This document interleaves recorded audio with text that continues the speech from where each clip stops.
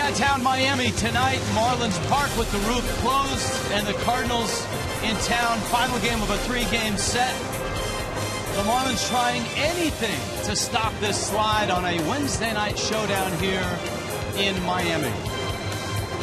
Hi, everyone. Rich Waltz, Preston Wilson, Tommy Hutton. We're trying anything ourselves. In fact, we've reversed the wardrobe tonight. Preston usually in the bow tie, so Tommy and I are bow tied up. And Preston, we can try all we can up here, but as a player, how do you get out of a rut like this? You know, the Marlins are in a stage where they have to start making sure they look for positive things. You can get mired down in all the negativity and the bad things happening. You have to take it upon yourself as a player, as a team, to start expecting something good to happen. That's when things start to turn around. Tommy, one guy that I think has done that, and he certainly did it in the month of May, that's Giancarlo Stanton. Well, anytime you see Giancarlo take the ball the other way, you know he's starting to get locked in. He hit a home run last night, 454 feet. He let the fastball get to him. He reacted, and with his power, he could hit home runs to center field in any ballpark in baseball. He also took a double down the line. So all good signs from Giancarlo. You just want to see him continue that for about a week or 10 days in a row. The Marlins now will send Anibal Sanchez to the mound. One of the odd things about Sanchez this year, he's got the lowest run support in all of baseball. Any explanation for that, guys? Sometimes it's just the luck of the draw. You know, I've seen guys who are ace starting pitchers that can't get run support. I've seen guys who've been a number 5 starter on the staff can't get run support. It just happens like that to some guys on some years. Well, so far, Rich, the pitching's been pretty good, the starting pitching in this last 4 games. So Sanchez wants to continue that on, and he goes up against a guy the Marlins have never seen. Yeah, he goes up against Joe Kelly. Wait a minute. They did see him. Extra innings, infield hit. I didn't mean doing that. Well, he was leading the Coast League in ERA, and if you're doing that, you're pitching pretty well. The PCL is notoriously a hitter's league, and if you're out there leading that league in ERA, then you're doing something right. We have our bow ties on. Preston's got his fingers crossed. Do what you can, trying to reverse the slide. Jose Reyes has been consistent as well in the month of June. We'll talk Jose Reyes on Josh Johnson bobblehead night. It's Marlins and Cardinals.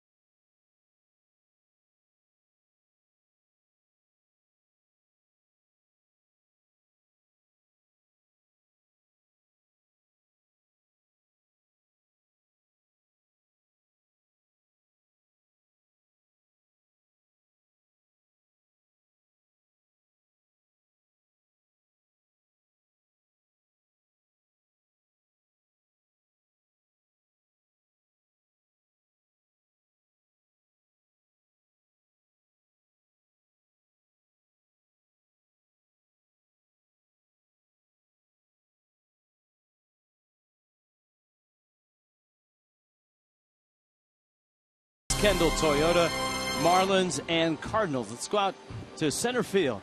Craig Minervini, Jeff Conine. On a happy birthday night for Jeff Conine. How about a birthday win? And that's what I want for my birthday. That would be a nice, that's what I want. Nice gift. Hopefully the Marlins can give you that, and Marlin fans here as they try to take on the St. Louis Cardinals and win one of the series. One guy who may be key if they do win that is Jose Reyes. We've seen some signs in this series that you like to see. Jose isn't where he wants to be, Jeff, but he's a big catalyst, and if he gets going, you have a feeling the offense is going to follow. Yeah, we're talking about the National League batting champion last year, and I don't think the Marlins care about how he gets on base as long as he's on base, because he's really can create havoc, and that's why he's at the top of the order. He's got tremendous speed. You've been seeing very good signs of life lately. 4 out of his last 9 against these Cardinals have been hits. 7-game hitting streak working right now, and as he goes, I think the Marlins will go. Yeah, that 7-game streak against the Cardinals, and he's hit them hard. 345 during that time. You know, you don't mind the aggression the other day, tried to turn it into a triple. You like the overall aggressiveness. You probably like to see a little more when he gets on first trying to steal second. Yeah, I think he's been a little tentative just because the Marlins have been struggling so much offensively. He doesn't want to run out to second base, but I'd love to see him be more aggressive and try to get in the scoring position. Yeah, and Ozzie Guillen talked about that today. You're behind in the game. Sometimes the situation dictates whether you run or not, and the running game certainly is stalled with those situations, and Bonnie out as well. All right, time to try to salvage a game in the series.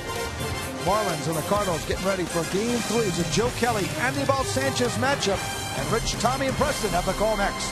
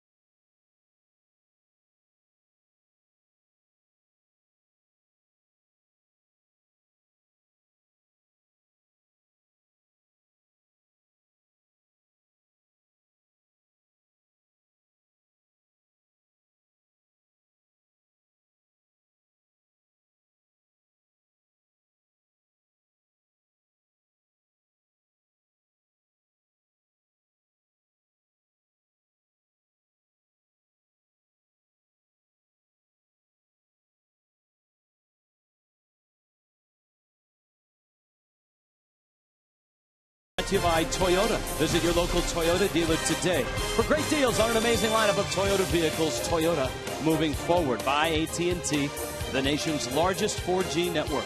AT&T, rethink possible. By Papa John's. Right now at Papa John's, buy any large pizza, even specialties, for only $12. And by Sagicor. Plan a bright financial future today at SagicorLifeUSA.com. Marlins Park. Crowd arriving on a Josh Johnson bobblehead night. The Cardinals have taken the first 2 in this series. Pinch-A-Penny brings you the first pitch. And for Anibal Sanchez, it's a fastball that misses high to Rafael Furcal, with John Jay and Matt Holliday coming up for the Cardinals. Catches the inside corner, so says Mike Malinsky. Umpire behind home plate. Sanchez, his season numbers, the ERA is under 4, but if he keeps his form of his last few starts, it's going to pop over 4. He has struggled his last few times out. Furcal, though, sprays a ground ball to Reyes, And there's an out in the books. Here's the Cardinal lineup. But for college short, John Jay, a Miami kid in center field. Matt Holliday is a hitting machine. Carlos Beltran's having a terrific year. David Freese, the postseason hero. Our first look at Matt Carpenter, a good-looking young prospect. They really like this guy. Tyler Green at second. Tony Cruz, the catcher. And the pitcher, Joe Kelly, hits ninth. And here is John Jay's 2 for 8 in this series. I was down on the field during BP today, and the coaches really think a lot of this guy. They love the fact that he takes responsibility of the team in the outfield. When they go play a game, the coaches don't have to worry about moving guys around. He has taken that upon himself already in his career to do that. For a 27-year-old who's in his second full season in the big leagues, that's saying a lot. Well, that he's far above and ahead of the curve, because that's taking on responsibility that you don't have to, but that's the willingness to want to know your responsibility and everyone else's. It makes the coach's job so much easier when you have a guy like that.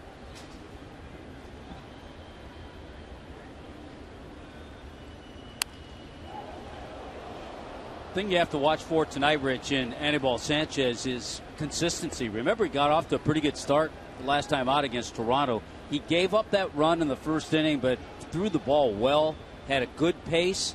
All of a sudden, the pace slowed down. He gave up some runs.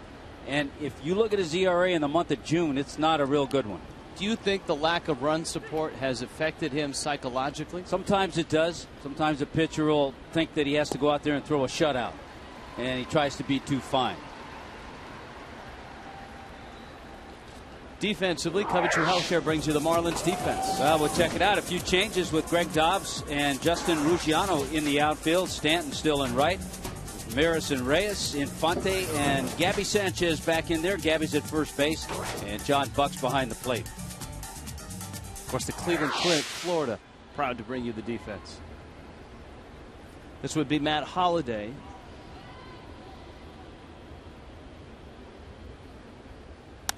And he drives one to right center field. That's blasted to right. Stanton back, looks up, bangs off the wall. Stanton has it cleanly. Round third. Stop sign is up, and the relay comes in, cut off by Gabby Sanchez. A nice job by Stanton, Infante, and Gabby Sanchez, holding not only Holliday to a double, but keeping a speedy man, John Jay, at third. I'll tell you what, Stanton did a great job of getting that ball cleanly off the wall, and that, more than anything, is what made Oquendo put up the stop sign right there.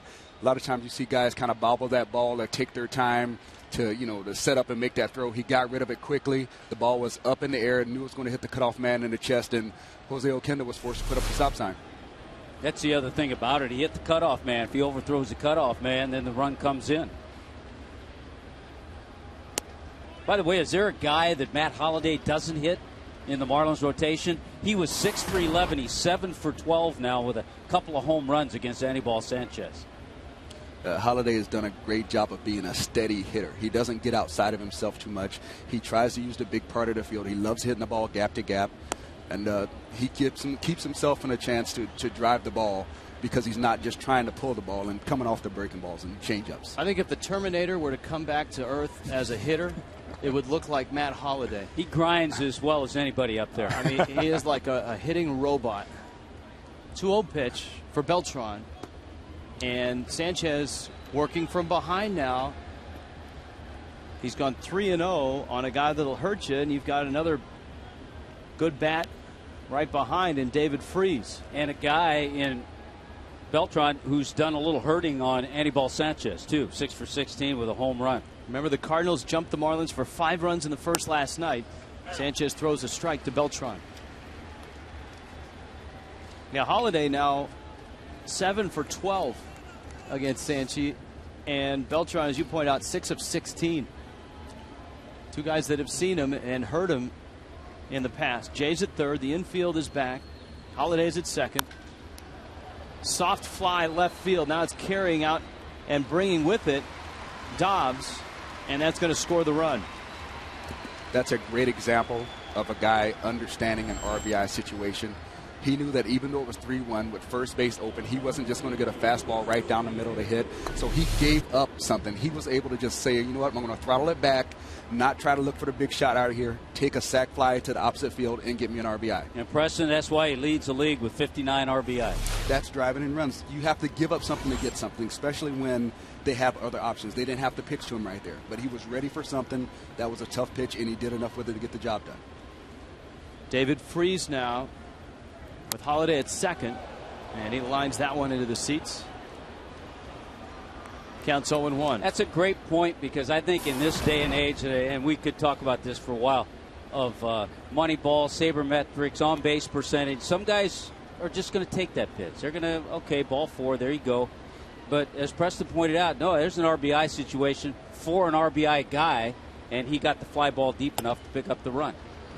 Tony Gwynn told me something a long time ago. He said, your hitting zone in certain situations isn't necessarily the strike zone.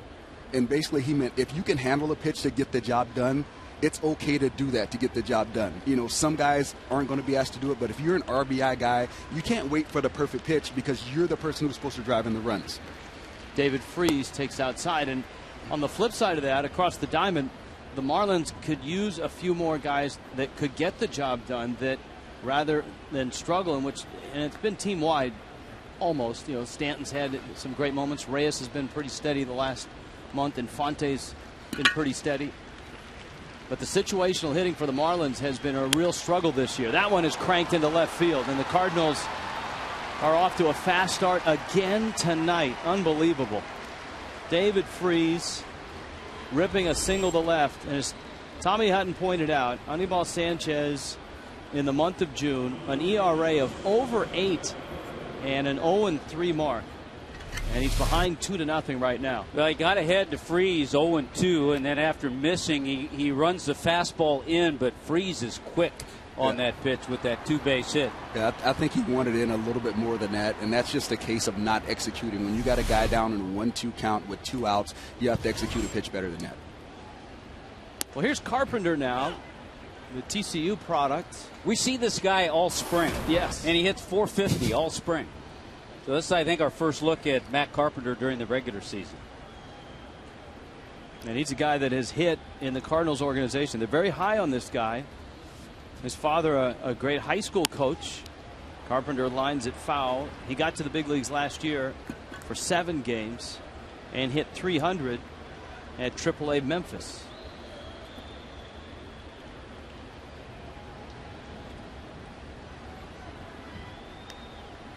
The one thing I'm impressed about with the Cardinals' young players is the way they go about their business. Even just in batting practice, you see the way they take the ground balls in the outfield or the infield. Everything they do has a purpose. And that's why teams like the Cardinals don't beat themselves. Carpenter in a right field. That's a base hit. Stanton has it. Runner coming home. Here's the throw, and he is out. Buck holds on. Freese out at the plate.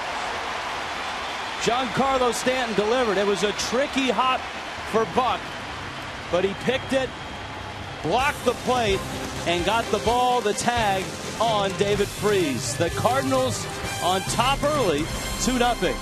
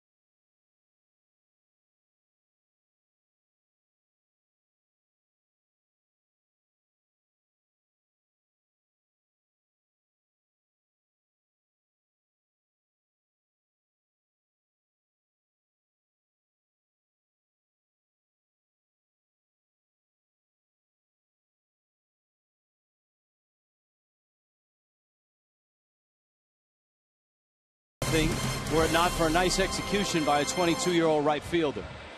You know, Marlins fans, right now what you're seeing is progress. Giancarlo Stanton did a great job of playing that ball, getting the hop, picking a good hop, getting to it early, as you see right there, and getting the throw off cleanly. Earlier in the season, he may have laid back on it, gotten an in-between hop, or not come up with it cleanly.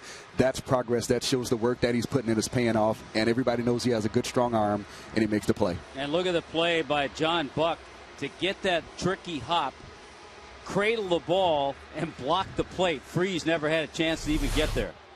That's a big league play in right and at the plate. However, the Marlins find themselves down 2-0. Not as big a hole as last night's 5-0 first inning by the Cardinals. And Reyes leads off against Joe Kelly. Reyes to be followed by Hanley Ramirez and Giancarlo Stanton. 2 hits in each game of the series for Reyes. Kelly slings it up there. Got a good live fastball. Yeah, he does. It moves. He's not afraid to use it, making just his 4th start in the major leagues. Good ERA in the Pacific Coast League.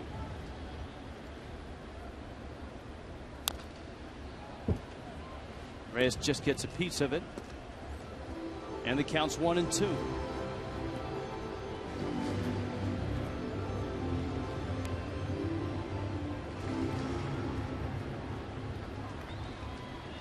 Kelly out of Corona, California.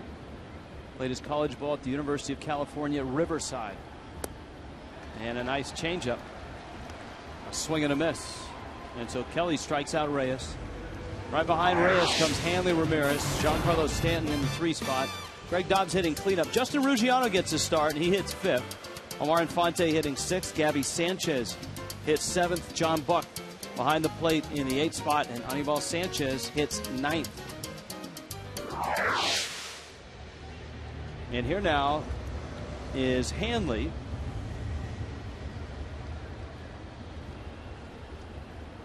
Hanley an 0 for 3 last night. He had a couple of hits in the first game of the series.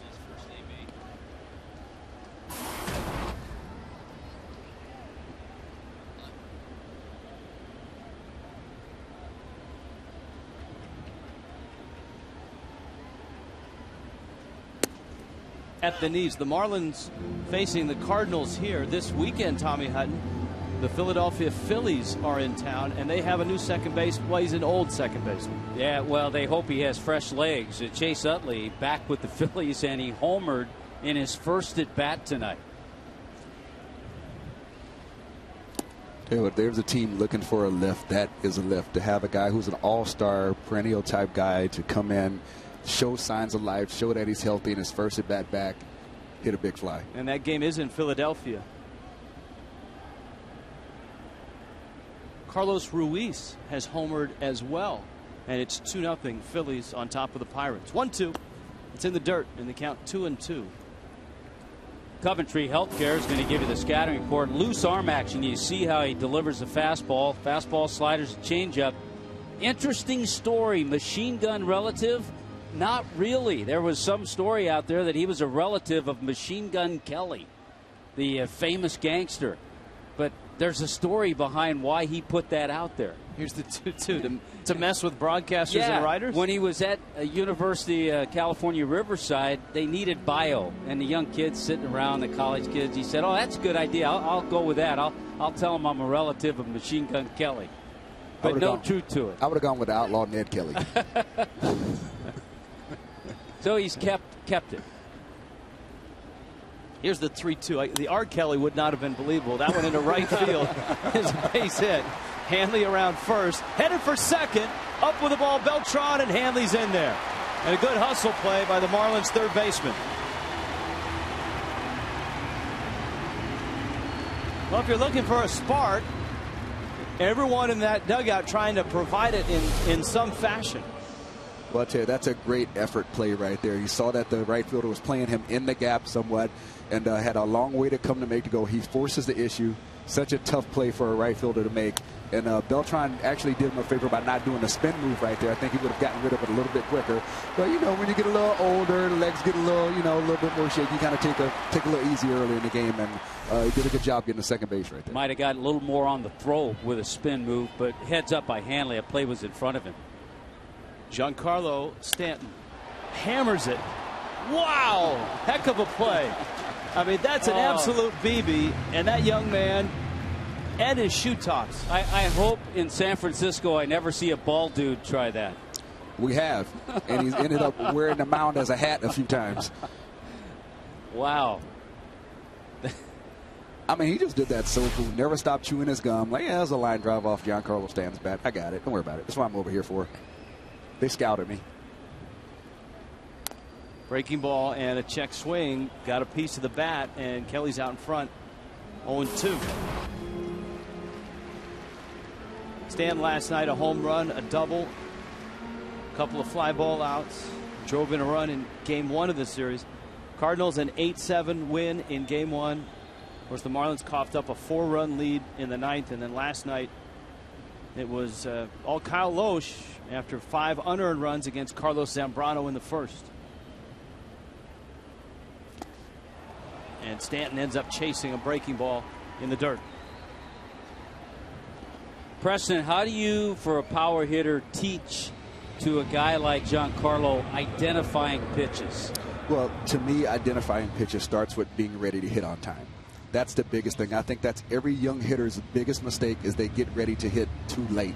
And what I mean by get ready to hit, it's from the point where your front foot hits the ground, that's when you recognize the ball. Not from just when you're standing still, but when your front foot hits the ground and you're ready to launch your swing, that's your recognition point. And if you do that late, it's going to look like that last swing where you swing at the ball before it gets there, or you swing at a ball that you have no business swinging at. I think that's going to start the process of recognizing pitches. Just get ready early enough. Greg Dobbs now. Hanley Ramirez at second base. Joe Kelly to the plate. Dobbs hits a slow roller to second, and the double by Hanley wasted here in the first. Joe Kelly and the Cardinals up 2-0.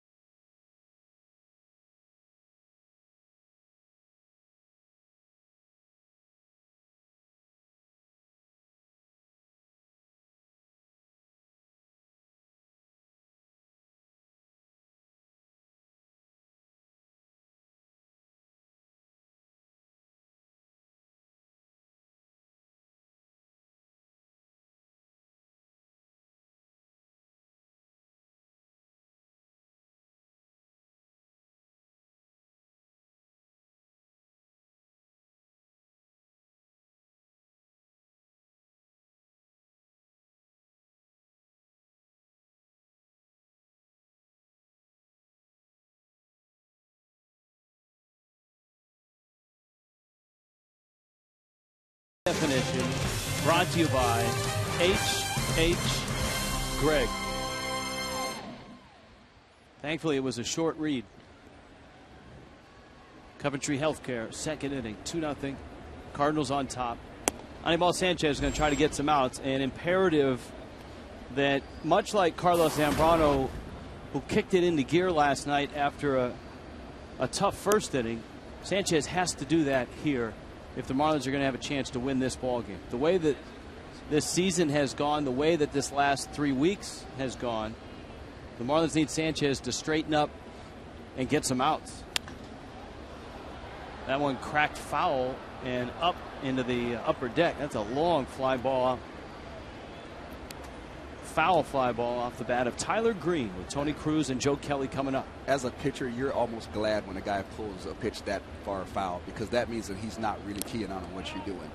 That, to me, as a hitter, when you waste a strike and you pull it that far foul, you've done nothing. You've accomplished nothing. You think you impose something on the pitcher or put fear in the other team, but you don't, because you've taken a pitch that's a good pitch to drive and you've made it a strike. Yeah, the veteran pitchers will tell you it's a long strike. That's all it is. That's all it is. Exactly. And there were, great stories of a guy that pitched in your era, Preston. Greg Maddux, who would purposely throw pitches in there. I know Jamie Moyer, guys like that will do the same. Purposely throw pitches in where the only place a guy can hit it is foul, and just watch guys hit 400-foot foul balls. And that's what they wanted. They'd had no fear of you being able to keep that ball fair. They knew if you swung at it, it had to be foul or you were going to break your back. Good live fastball there. And Tyler Green, the 28-year-old from St. Thomas Aquinas and Georgia Tech, swings and misses. The next Presidente Marlins watch party is coming up Monday, July 2nd at Shuckers Bar and Grill in North Bay Village. The Marlins and the Brewers at 8:10. You can win prizes, meet Billy and the Energy team. Take advantage of great specials on Presidente and Presidente Light at Shuckers. Marlins.com for more information. First pitch swinging. Tony Cruz is a Palm Beach Community College, San Lucius High School product. 25-year-old fouls it off. They have kind of a local flavor, these last two batters. Talked to Tony a little bit before the game. Lots of relatives, aunts, uncles, mom and dad. A lot of people here. Yeah, they got a big Florida following. You got John Jay in the lineup. Yeah. They're kind of like they call it a Marlins Midwest kind of. Yeah, you got Jay, Tyler Green, Cruz. I think the Marlins were, when they saw the lineup posted, did a few cartwheels because Yadier Molina was not in the lineup, and Molina has just hammered the fish in the first two games of the series. It was his 2-run homer that tied it in the ninth on Monday, and of course his 3-run homer that capped off the big inning against Zambrano last night. But when you have a guy who's impacting the game on both sides of the ball like Yadier is, you definitely are very happy when he's not in the lineup that day, because that's one less obstacle that you have to fight over to get yourself going back in the right direction. It perks you up a little bit with your running game if you get opportunities too. Liner to right. Giancarlo is there, and he makes the catch. All season long, Fox Sports is proud to support Boys and Girls Club of America, a place where youth can reach their full potential as productive, caring, responsible citizens. To learn more, please visit greatfutures.org/Fox Sports.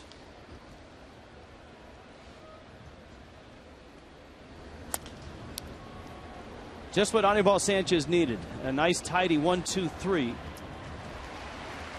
11-pitch inning for Sanchez. 2-0 St. Louis.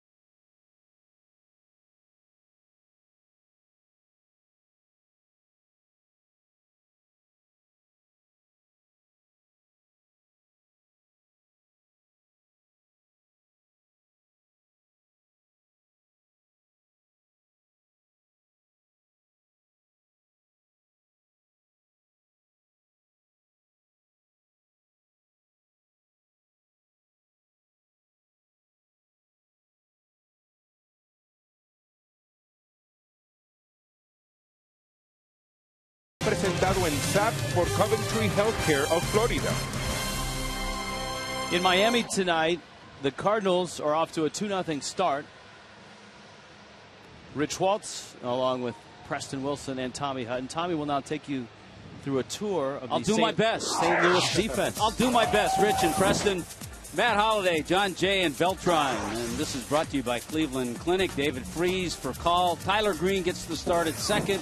Carpenter is at first, and Tony Cruz behind the plate.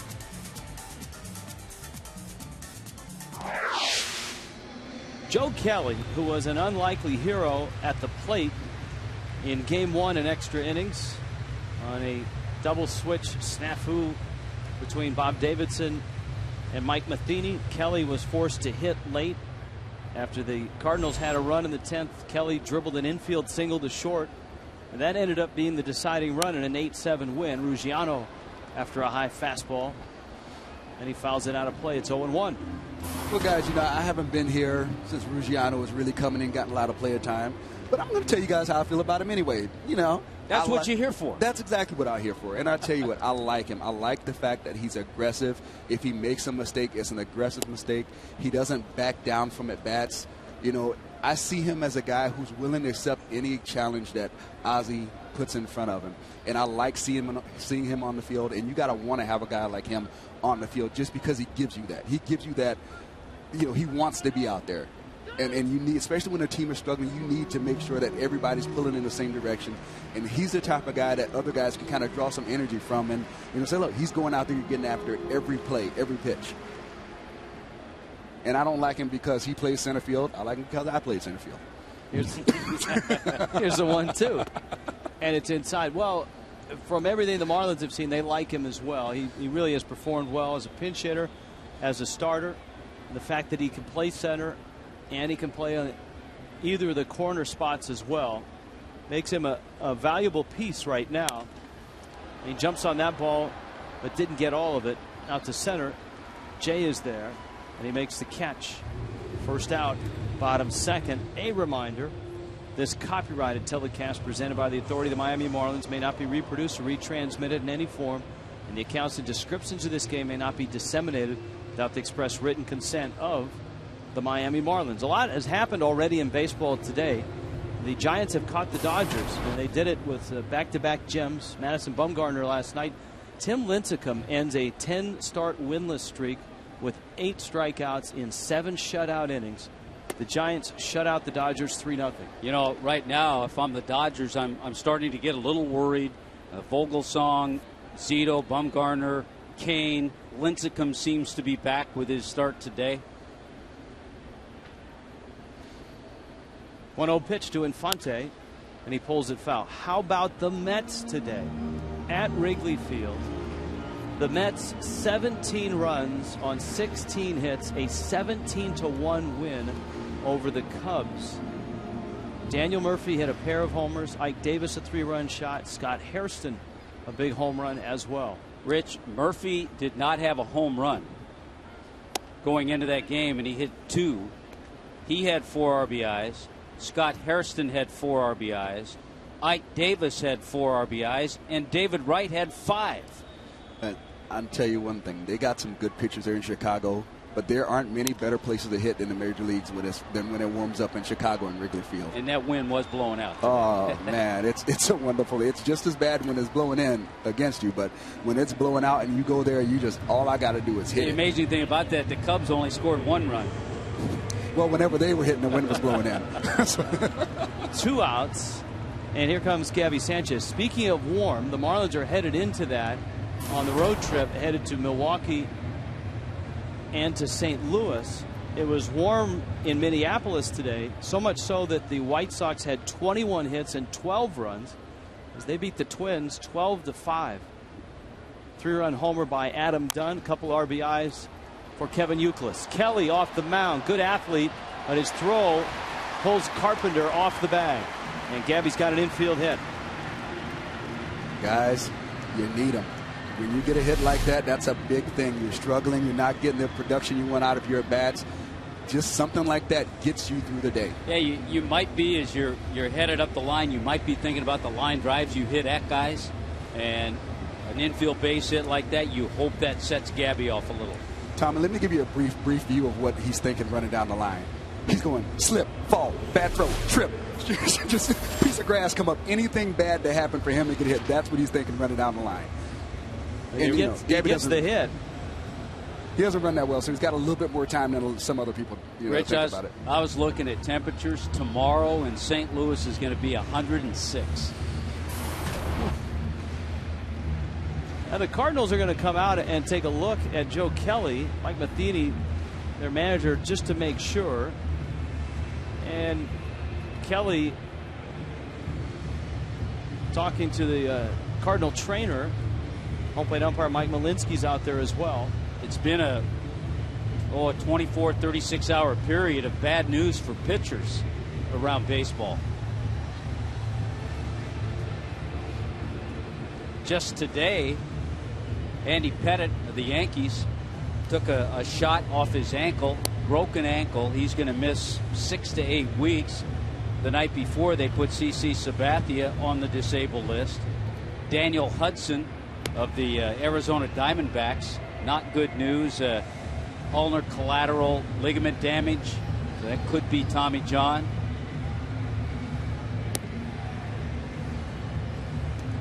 Yeah, the Yankees have had just a rash of injuries that have come to some pretty big components to their pitching staff.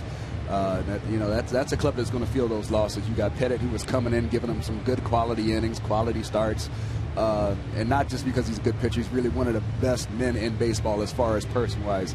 You hate to see that happen to him or anybody else get injured, especially in the meat of the season like this when everybody's going after it. John Buck now with Gabby Sanchez at first. You've just joined us. The Cardinals got 2 in the first against Anibal Sanchez. Marlins got a double from Hanley Ramirez in the bottom of the first, but Kelly worked out of it by striking out Stanton and getting Dobbs to bounce out. And Buck takes a rip. The count is 0-1. John Buck has a couple of hits in this series. In game 1, Buck was on base the whole night. He scored 3 runs. He had 2 hits. He walked twice in that ball game. Last night he was 0 for 3.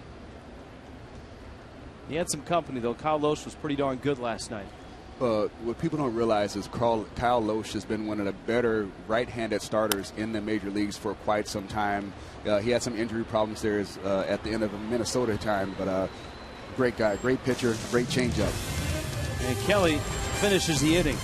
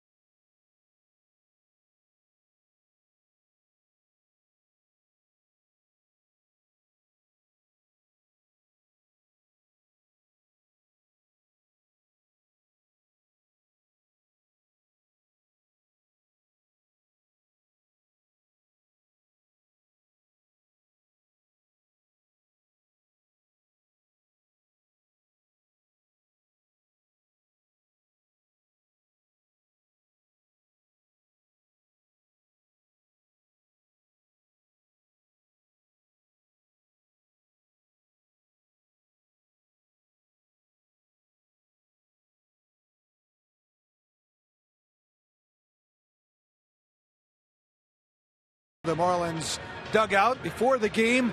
Andre Dawson, the Marlins Hall of Fame executive, working on the fields with the entire outfield core, mostly on footwork, especially for guys like Justin Ruggiano. Justin told Andre that he learned his footwork in college, and Andre said, "College? You gotta change your footwork to help you, so you don't have to muscle up the balls. He called it, your throws will be much more accurate, like you saw from Giancarlo Stanton, who picked it up throwing on top. He said the key was working with Ruggiano's footwork. It's not something that he can put in the game right now. He's going to have to get used to it.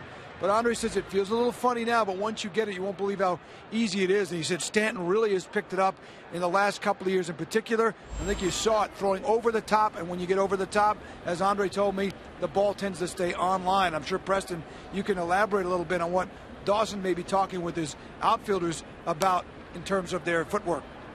Well, the biggest thing Andre is trying to do is he's trying to get him to simplify the process. And what you do is you get the footwork out of the way so the arm has time to clear, and you get to use your full arm strength. And it really feels like less effort, but you're getting your arm out so that there's you get more full range and you get on top of the ball. The ball has better carry. That's what he's trying to accomplish there. Anibal Sanchez getting an out at the top of the Cardinal order, and he's trying to accomplish something he couldn't do in the first, and that's get John Jay out. Cardinals got 2 quick runs in the first. Jay walked, Matt Holliday doubled, Beltran delivered one on a sac fly, David Freese with an RBI single, and were it not for a great throw by Giancarlo Stanton and an even better play by John Buck at the plate to pick the throw and tag out David Freese, Matt Carpenter would have driven in a run that inning as well.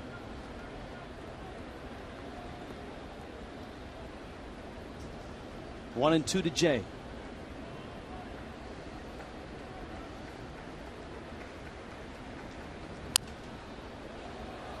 So far, it looks like Anibal Sanchez has gotten it back together. I've always thought it's tough for a starting pitcher. His intent is to go out there and throw a shutout. And he goes out there, he gives up 2 runs in the first inning, but it looks like he's put it back together. Yeah, I see him locating the ball a little bit better now in these last couple innings than he did the first inning. You know, the big thing is going to be once he gets late in the count, being able to put guys away. Dobbs back and over and makes the catch. You know, let's not get overzealous, right? When we say put guys away, it's not necessarily always by strikeout. Sometimes it's about making the guy, you know, put the ball in contact where you want him to, whether it be a ground ball or a weak fly ball. Pitching to contact or putting the guy away is just as good as a strikeout. Now the cyborg known as Matt Holliday stands in, and he crushed a double off the wall in right center back in the first. 7 for 12 in his career against Sanchez. He goes after a breaking ball, sends it to center. Ruggiano is there and makes the catch. That is an 8-pitch inning. Look out. Oh, the beer.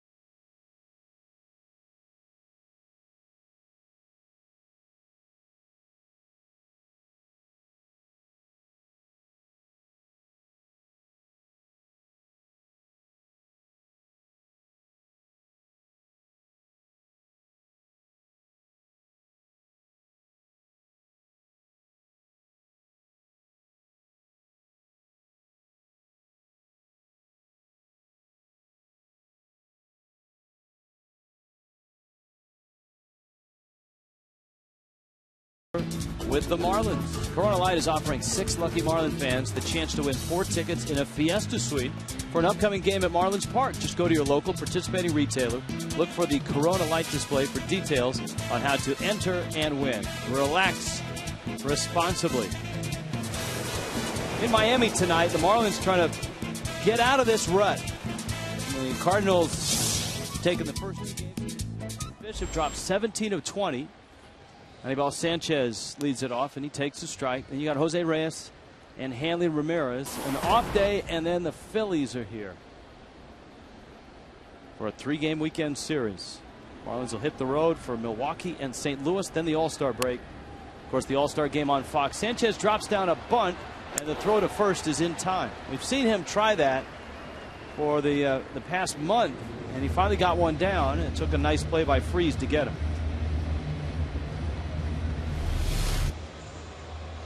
Pretty good punt, just a little bit too hard, and Freese comes in with the bare hand and made it look easy. Made it look like Scott Rowland when he was a Cardinal. There weren't many guys that could do it as well as Scott Rowland did, but that was a pretty good play right there. You know, he's still doing it. I saw a highlight the other night. Yeah, Cincinnati. He came in, made a great play. Still one of my favorite players in the league. Guy who loves to be out there. The only time you hear anything out of him is when he can't play as much as he wants to. You know, the game needs more guys like that. Which happened to him a little bit when he was with St. Louis. Yeah, you know, he had some health issues with the shoulder, but, you know, he wanted to be out there, and I would rather have that than a guy who has a hangnail and isn't sure if he's going to make the game today because he's not feeling 100%. There's a lot of players in this day and age that don't want to get back out there until they are 100%. The game is a little different now. You know, you got a situation where, you know, sometimes it's, you know, the team doesn't want them to go back there to their 100%. Sometimes the agent doesn't want them to go out there to their 100%. You know, I always felt like as long as I wasn't injuring myself anymore, that I felt like I could go out there and give something to help the team. Our agents want us out here every night. Well, actually, I've heard your agent say you need to back off a little bit. He said you were looking a little peaked the other day, and he said that maybe you need to pull back a little bit, take a day off. So, you know, I don't know. If he could get me a day off, I'm all for it. Here's the 1-2, and it's outside, 97 miles an hour from Kelly. That's something that this kid has, guys, that you don't realize watching him. He can dial it up into the high 90s. Yeah, he's about 6'1", maybe, probably 175, 180, and gets it up there. See, I think that's where the Machine Gun Kelly legend works with him. Yeah, and I think that's why he wanted to keep it, because he liked that. He liked that mystique. I mean, if you can throw in the mid-90s and, you know, you got anything associated with some firepower, I think it's a good idea to get that in your name. Here's the 3-2 pitch to Reyes. Reyes, right center field, and Jay is there, makes the catch. The slide that the Marlins are on right now has brought them into the basement of the National League East. Brought to you by Tico, the People's Gas.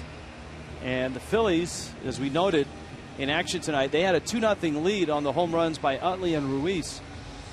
But Pittsburgh has scored 3 times, and the Pirates lead the Phillies 3-2. In the third, it's Phillies and Marlins on Friday night. You would have to think that just getting Utley back psychologically is good for the Philadelphia Ball Club. Josh Johnson, whose bobblehead was given away tonight before this ball game, is going on Friday night. Rumor has it it's Cliff Lee on Friday night.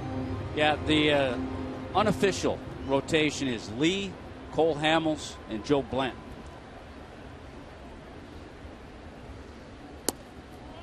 So that's a nice matchup on Friday night. Cliff Lee and Josh Johnson, Mark Burley and Cole Hamels. Ricky Nolasco goes on Sunday against Joe Blanton. Cole Hamels with 3 losses on the year, 2 of them to the Marlins. Cliff Lee doesn't have a win this year, unbelievably. What's he made, 12 starts? Cliff Lee is 0-4 with a very respectable 3.72 ERA. In 12 starts, 86 strikeouts, 84 2/3 innings, but he doesn't have a win. Hanley doubled his first time up. He's 1-2 on Kelly. And Kelly strikes him out, a 95-mile-an-hour fastball. He threw it by him. 1-2-3 go the fish in the third.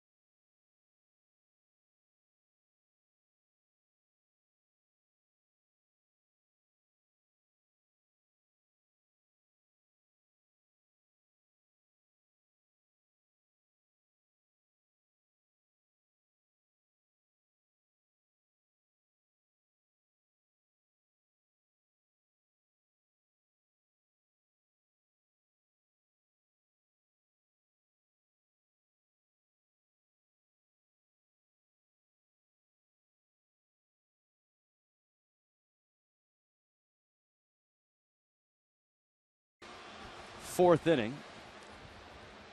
Now, it's usually Preston Wilson that is rocking the bow tie, and we have a colorful, standard issue television tie. But tonight, in order to get this thing turned around, we've mixed up the whole ensemble. You got the colorful tie, and we're sporting the Orville Redenbachers here. Well, we're trying to do something different tonight. I've been wearing a bow tie a lot recently, so this time let you guys wear the bow tie, and I'll go with the straight tie, and see what we can get working here. And we're trying to stay within ourselves.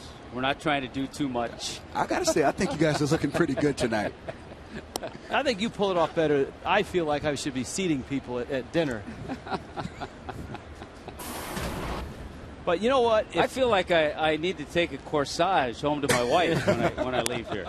If Ken Rosenthal can pull it off, and Preston, you pull it off nicely. Ken Rosenthal, of course, of Fox Sports, does it with a charity angle to it. His bow ties every Saturday help support a different charity on the Fox Saturday baseball telecast. Carlos Beltran, David Freese, Matt Carpenter in the 4th in a 2-0 St. Louis game. Anibal Sanchez knocked around in the 1st, but since that out at the plate, he's retired 6 in a row.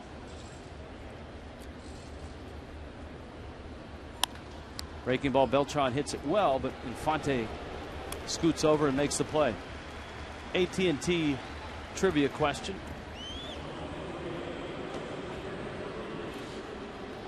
Cardinals Marlins, most career hits against the Marlins for the Cardinals. Most career hits against the Marlins for the Cardinals. So you have to, this is where timeline becomes important. You have to, begin in 93.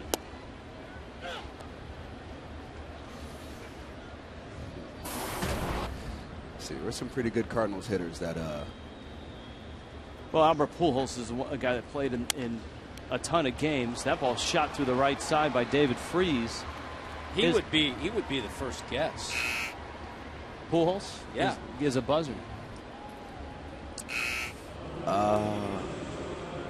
How about a Jim Edmonds?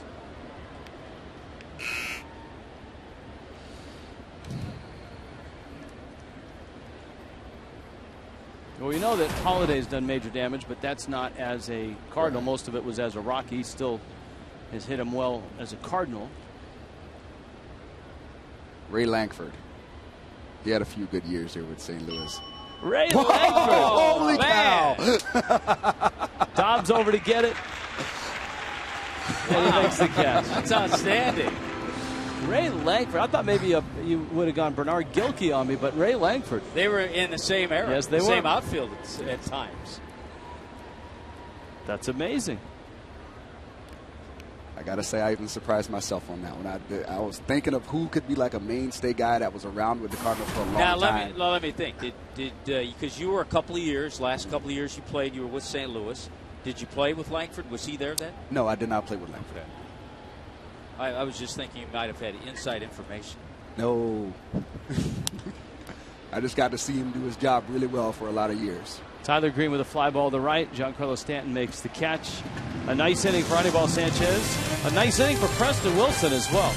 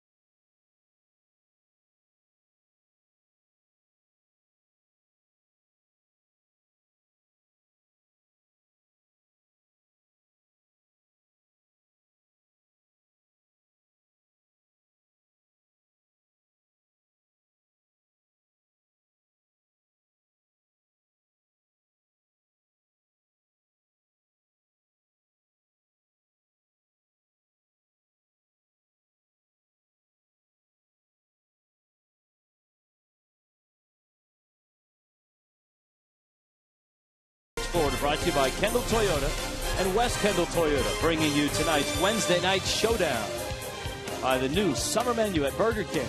Let's have a barbecue today, and by Bennett Auto Supply. Our prices bring you in, and our people bring you back.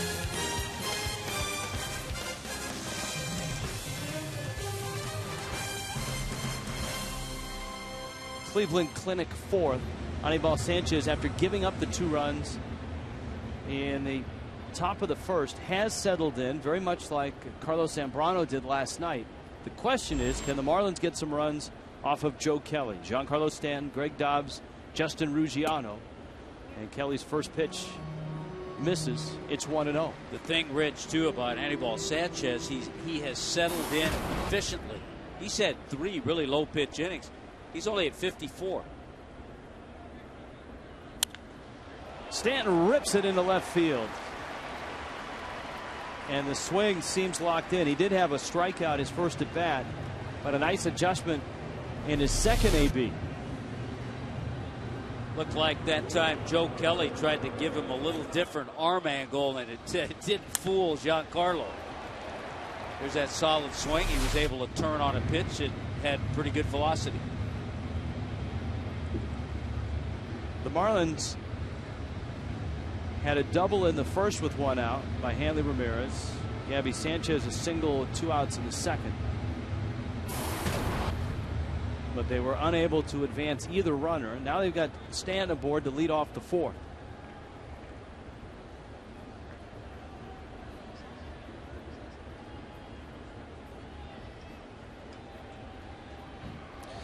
You know, you got to wonder when a guy has a success against Giancarlo Stanton and strikes him out his first at bat, and he comes back and tries to trick him the next time. You know, you got to wonder, well, wasn't good enough that first time through? Why not bury the breaking ball a foot outside and see if he goes after it again? Exactly. I'll try to sneak a fastball by and get ahead. Well, remember the fastball he threw to him in the first at bat. He nearly hit it through the ball boy down there in left field. The kid made a terrific play on a laser beam. Yeah, you know, and he should have been happy with that. Still a strike. Helped him out. Ball boy may need some ice, but strike for Kelly. Great play, though. Dobbs up there with the count 0-1. Greg Dobbs, our Cholula Spotlight Player of the Night, born in Los Angeles. Drafted by Seattle and Houston. Did not sign. Childhood baseball heroes Will Clark, Ken Griffey Jr. got to the big leagues with Seattle. Was brought over from Seattle to Philly by Pat Gillick. All right, I just saw a grinder like Matt Holliday, Will Clark. Will Clark, yes. You see Matt Holliday gritting his teeth. Square jaw. Will Clark had that look too when he stepped up to the plate. They would have called that ornery. He looked real ornery at the plate. Count 1-2. Dobbs bounced to second back in the first. Marlins did not lead last night.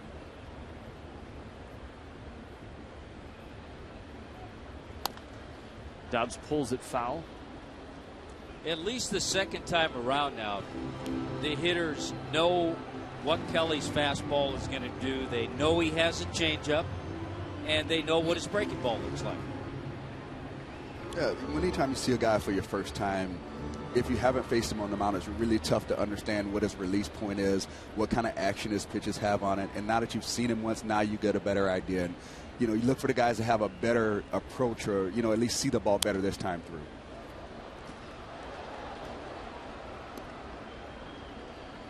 Dobbs fights it off.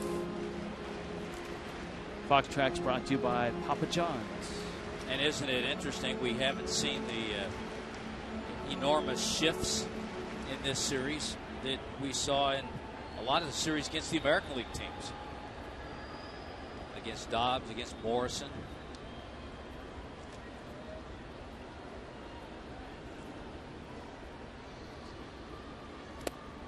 in the dirt. Cruz has to dig it out. I see a lot of shading in their outfield play. Matt Holliday is way towards the left field line. I'd say he's probably a good 5 or 6 steps, to the left field line side of second base, straight up to play Dobbs over there, because he knows that Dobbs, when he hits the ball over there, he has a tendency to drop it down the line. So I do see shifts in the outfield, not as much in the infield.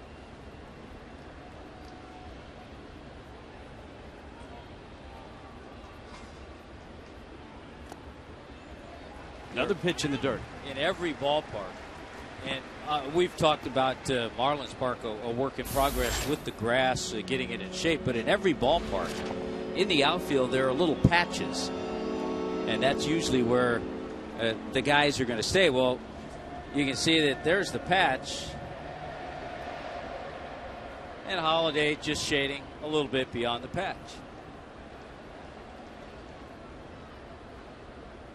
Hanley was able to get that double earlier in the game because Beltran was playing way in the gap away from that patch over there he's got in right field.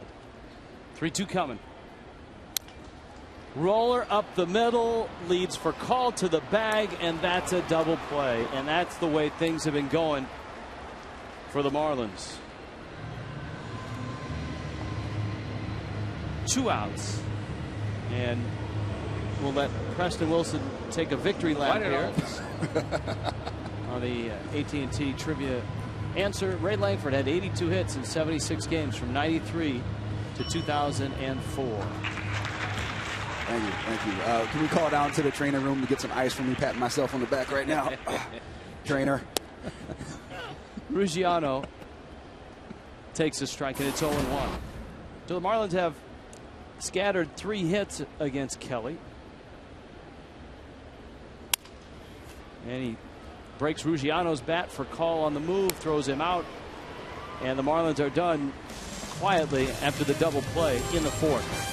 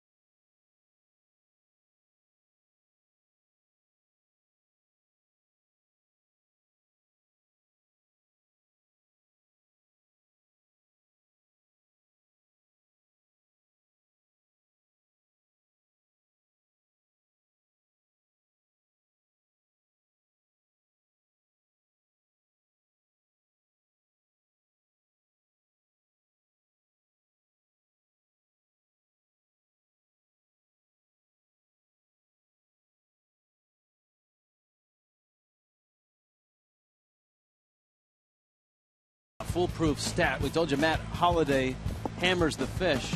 Tonight's his 50th game against the Marlins. 13 homers, 42 driven in. He's hitting .359. His on-base percentage well over .400. The Cardinals have counted on Holliday.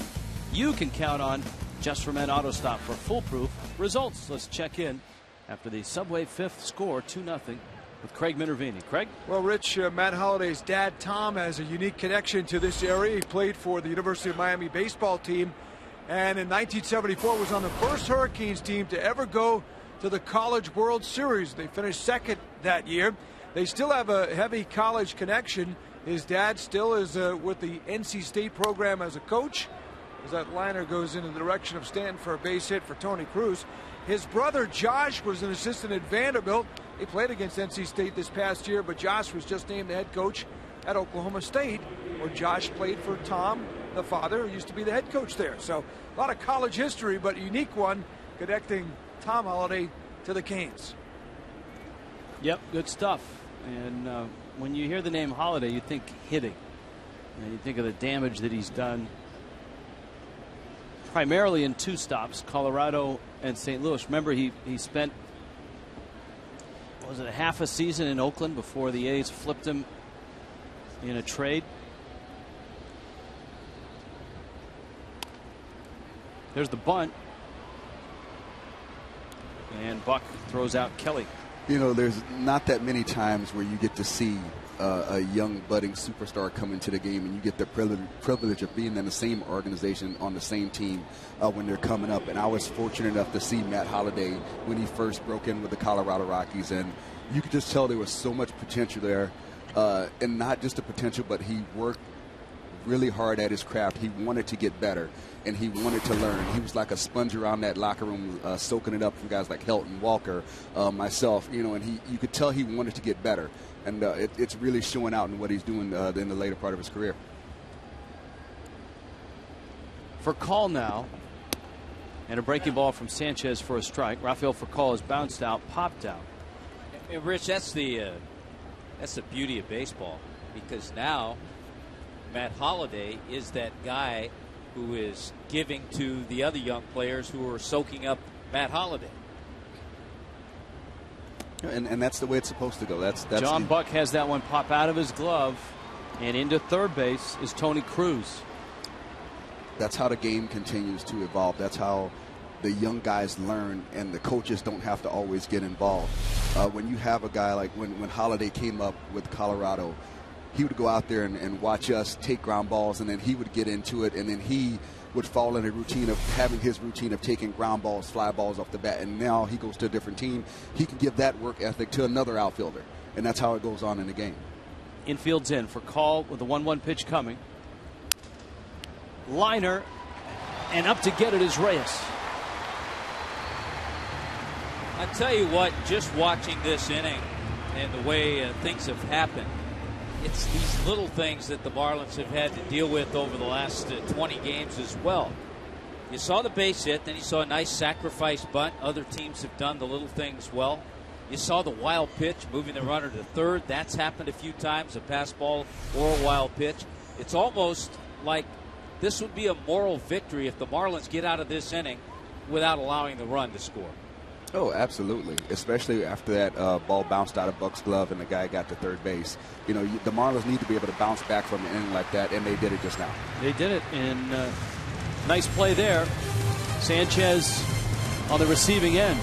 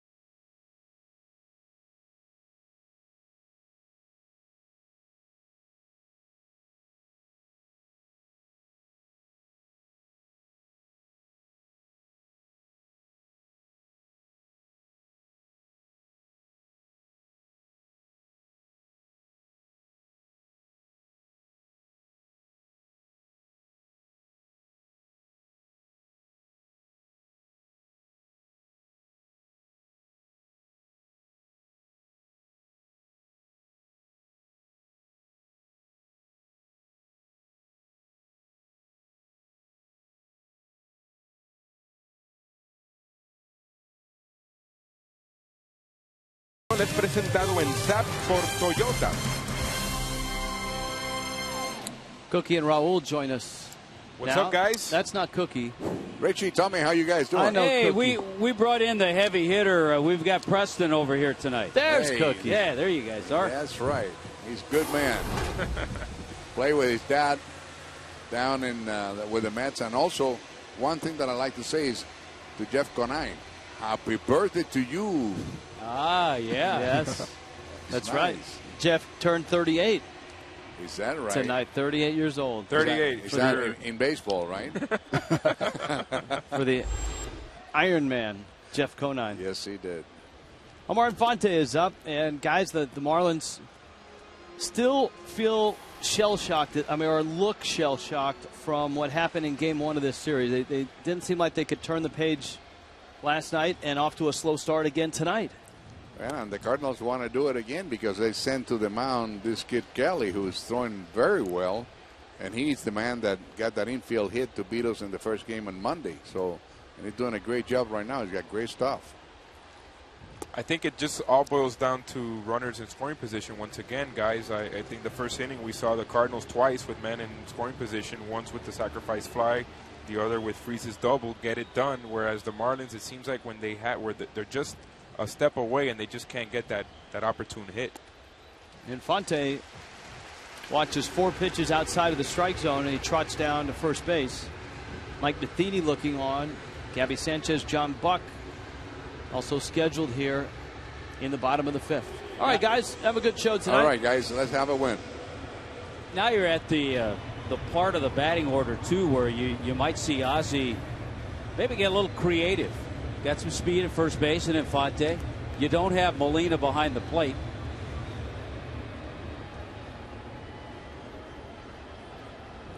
And you're right, you almost need to be creative because after Buck is the pitcher, Anibal Sanchez. You know, sometimes you got to shake things up. Sometimes you get a situation where you got first base open, you got a right-handed hitter who does like to go the other way, got a guy who throws a good firm fastball. You know, could be a good chance to do a hit and run. Infante can go first or third if he can shoot that hole over there.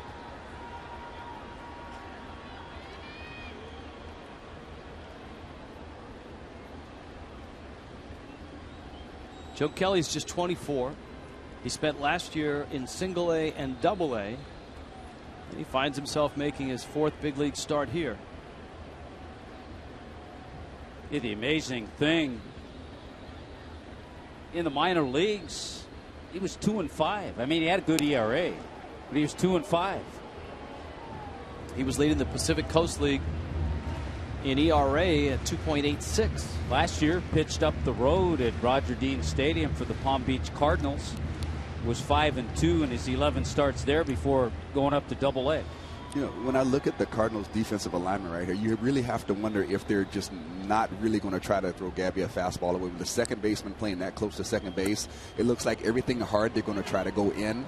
And even when they threw the pickoff over there to first base, the catcher set up away kind of as a decoy, you know, just to kind of give that illusion that they might be trying to go away. But it looks like everything's firm. They're going to try to keep Gabby from hitting that ball through that hole over there. How often as a hitter do you look at the defense to see maybe if that'll tip off what you might see? Oh, absolutely. Absolutely. You have to pay attention to all of that because they put those guys there for a reason. And if they have that guy closer to second base, then they're, you know, betting that you're going to hit the ball more to the middle or to the left field side of the field. So you got to pretty much think the fastball away isn't going to be a high priority for them to throw to you.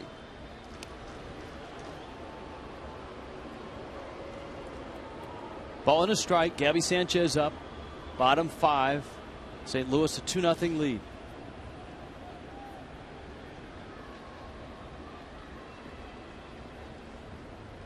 Marlins had their leadoff runner aboard in the 4th, but Kelly got a double play ball from Greg Dobbs. Bends one for a strike. 1-2. You know, and Freese is actually, you know, he's pretty close to that line. He's not at the cut at third base. He's probably a step off the cut at third base. So there, you know, Gabby's got to look at the alignment. Really, all the Marlins hitters, you look around and the game gives you clues of what the other team is trying to do to you.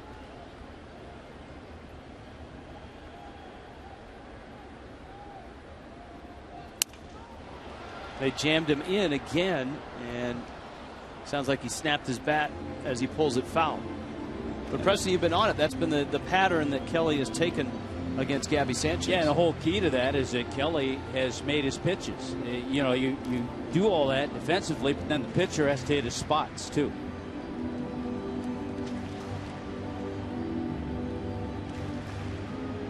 Well, ball and 2 strikes.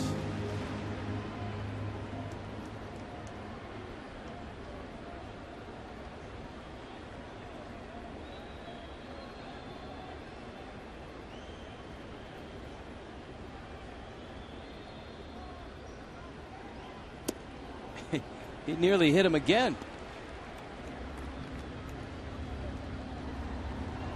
So it's in, and even more in for Joe Kelly. Now he counts 2-2.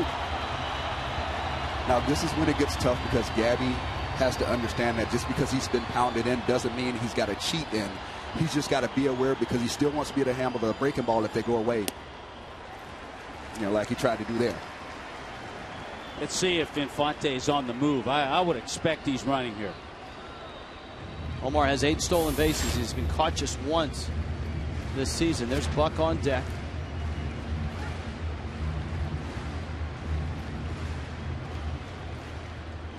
Matt Carpenter holding him. It's a great time for the run and remove. I think it's a great call, Tommy. There he goes. Gabby has a fly ball down the right field line. It's peeling foul, and it gets into the seats. You know, and again, it's maybe a different thought if Molina's back there. Not to say that Tony Cruz isn't a solid catcher, but it's a whole lot different when you have a guy like Yadier Molina back there. There's only one Yadier Molina. You know, just like there was only one Pudge. And you know the difference right away. You look at his chest protector, the Rawlings label. It's not gold. It's not gold on the chest protector. Yeah. I spent a lot of my career hitting the ball to guys that got those gold patches on their gloves. So I can tell you right now, it's not a good idea to be messing with those guys.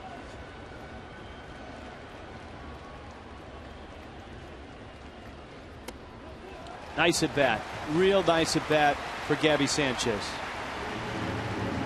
I said, that to me shows me awareness. That shows me awareness of what they're trying to do to you. See, you know, all those pitches inside off the plate, they were not trying to allow him to shoot the ball the other way. And Gabby did a good job of staying patient enough, you know, to work himself through that at bat.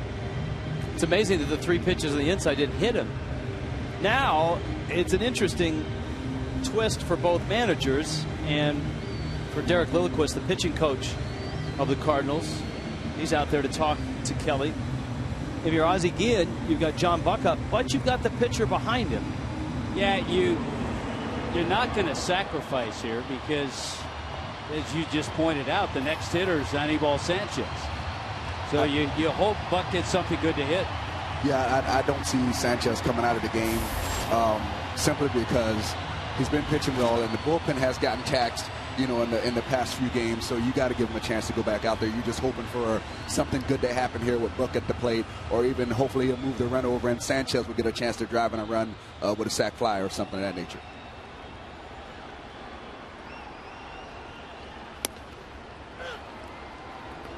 Got a strike with a fastball on the inside part.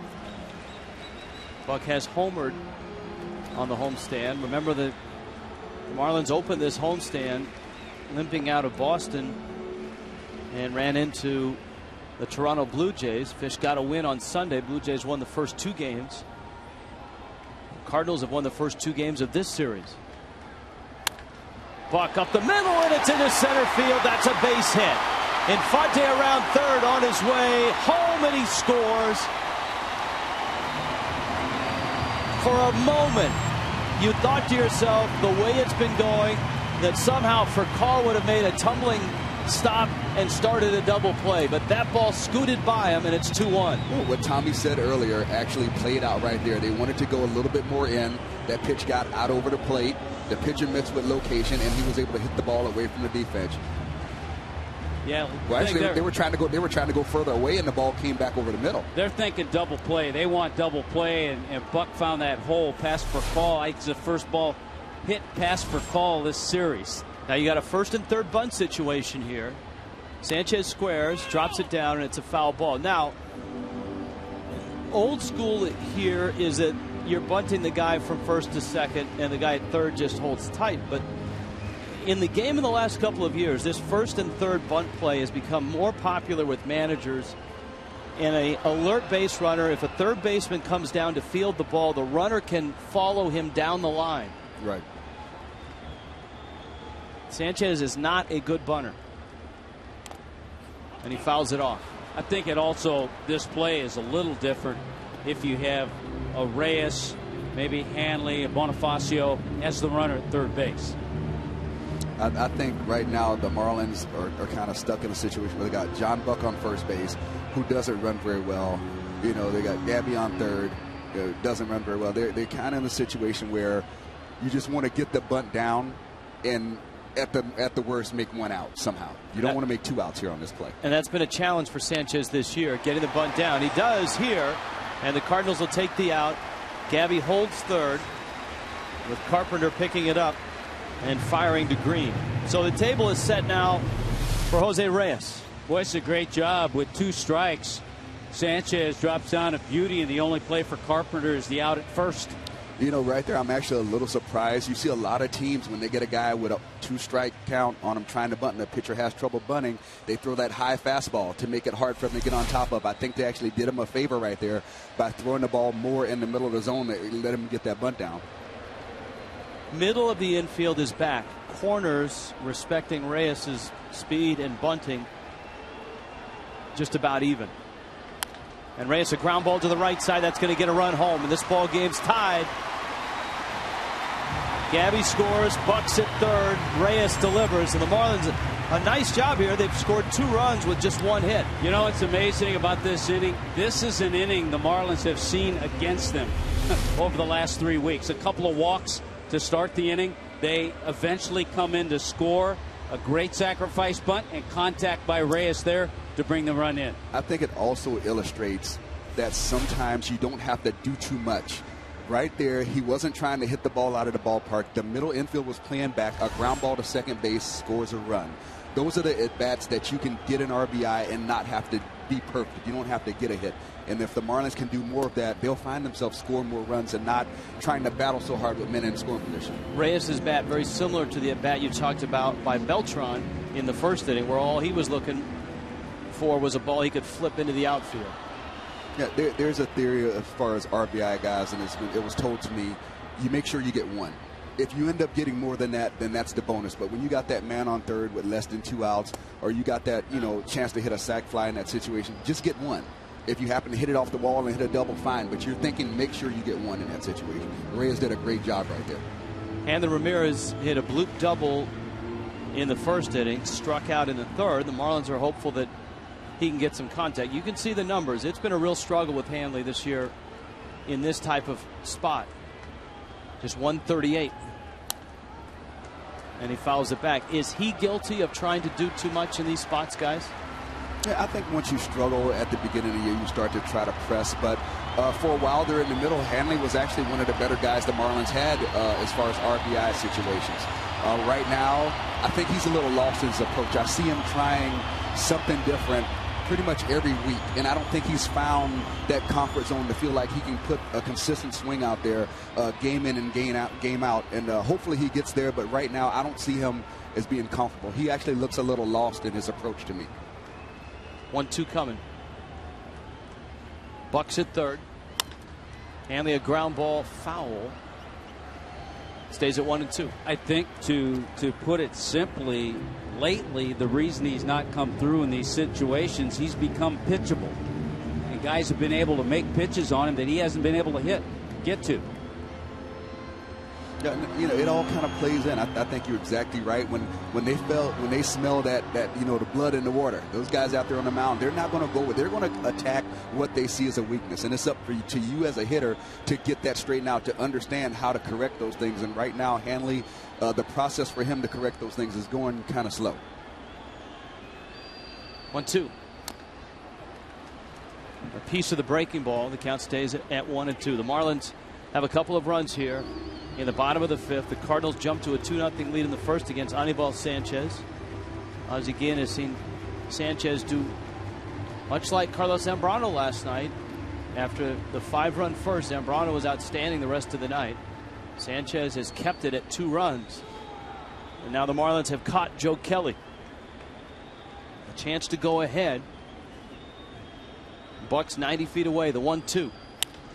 Breaking ball lined to left. Holiday in, and he almost came in too far. He reaches up and makes the catch. Marlins get a pair of runs on just a hit, and this game is tied at 2.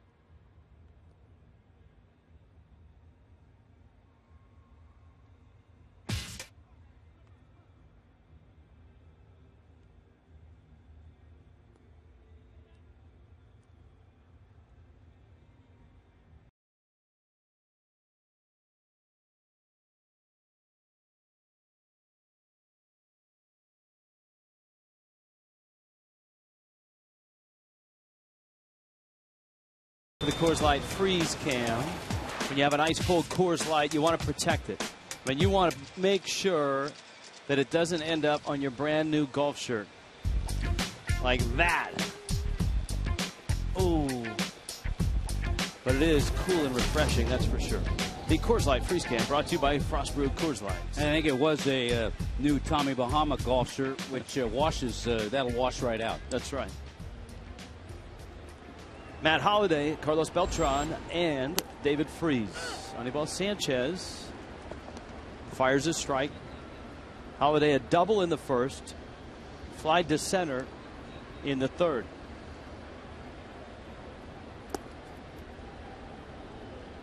Holliday getting his first World Championship ring last year. Got to the World Series with the Rockies. Red Sox beat the Rockies, swept the Rockies in that World Series. Way off first base is Gabby Sanchez, and a nice scouting report. He'll pick it up and get the out. Family Sunday finishes the homestand with the Phillies at 1:10. It's also Military Appreciation Day, presented by Outback Steakhouse. Kids get a Marlins Stars and Stripes bucket cap courtesy of Pepsi, and can run the bases after the game in the Diamond Dash. 1-877 Marlins, or go to Marlins.com. You saw that bucket hat? You know, it was real nice to see the Marlins bounce back from that inning where it could have gone the other way. You know, they had a man on third with less than 2 outs. The Cardinals did, and the Anibal was able to pitch himself out of it. Got Furcal to hit the jam shot to shortstop, and then worked himself out of the inning. And then the Marlins came back, and you know, where they're able to put 2 up. That's the kind of turnaround that can get things going back in the right direction. Beltran smacks that into right field, the base hit. Is Beltran, I know he's a terrific hitter and a terrific player. Is Beltran one of those guys that, and you hear about it happening, they go to St. Louis in not the end of their career, but nearing the end of their career. They can still play. And all of a sudden, they take off and they flourish in St. Louis. Well, I really believe that Beltran is one of the type of guys that likes to play in markets where there's just not too much hoopla going on. Freese sends a fly ball to right, Stanton to the track, and he makes the catch. You know, there have been some great players who've gone to New York and just have not been the same. And it's not that they're any worse athletically. It's just that there's so much going on that you might not have the right personality to fit there. Louis Castillo was a perfect example.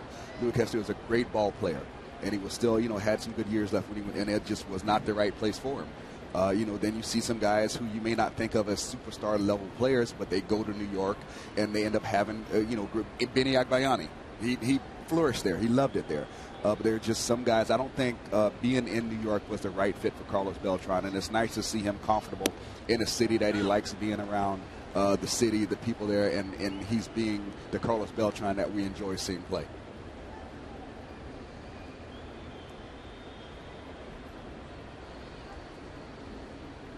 Matt Carpenter up.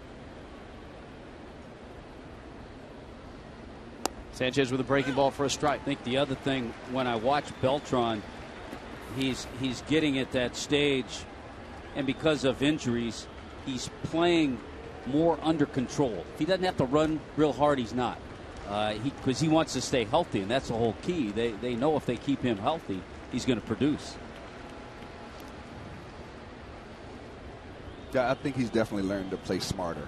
You know, it's just some guys, it's hard to really throttle that all the way down because you just have that passion to play, and you actually have to make a conscious effort to throttle it down. And, you know, I think Beltran is learning that if he wants to be out on the field more consistently and not have to deal with some of the lingering injuries, he has to pull back a little. And probably harder to throttle it down in New York than in St. Louis. Oh, absolutely, because, you know, any sense of you're not hustling, you know, is going to get overexposed there in New York. And, you know, I played with Albert Pujols, and there was a lot of times where he wasn't feeling 100%, and he didn't run every ball out to first base. He didn't go aggressively around, you know, the bases. And I'm sure that if it was in New York, it wouldn't have gotten as overlooked at times as it did when he was in St. Louis.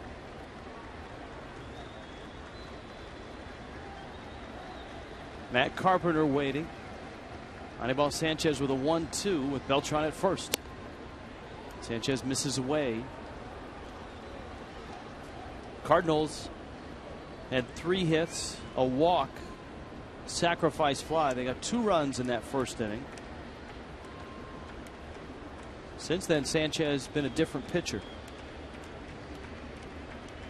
The fact that the Marlins have scored 2 runs, at least for Sanchez, is nice. In fact, that's more than he's been getting lately. His last 7 starts, the Marlins have scored a total of 6 runs for him. He doesn't know what it's like working in the 6th inning in a tie game. See Tyler Green looking up from on deck. Lowest in the National League.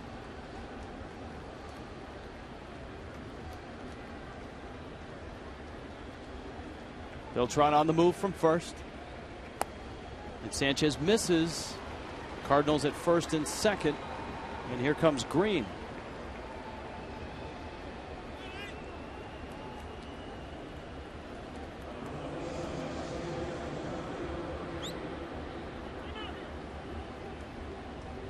Tyler Green, we've talked about him before. St. Thomas Aquinas, Georgia Tech All-American. Parts of 3 years with the big club. He was actually drafted out of high school, out of St. Thomas Aquinas, by the Braves in the 2nd round before he chose to head on to Georgia Tech.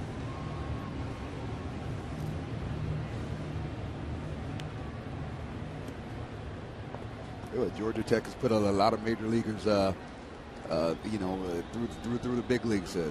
Jay Payton, Jason Varitek, Nomar Garcia-Parra, just to name a few.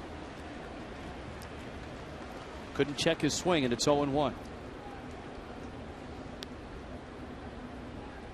With the success that the Cardinals had their weekend series in Kansas City and the 2 games that they've won in this series, 5 in a row and 2 back of the Reds in the Central going into play today. The Reds lost 8-4, so it's a game and a half, and it can swing forward to a game or back to 2 depending on what happens.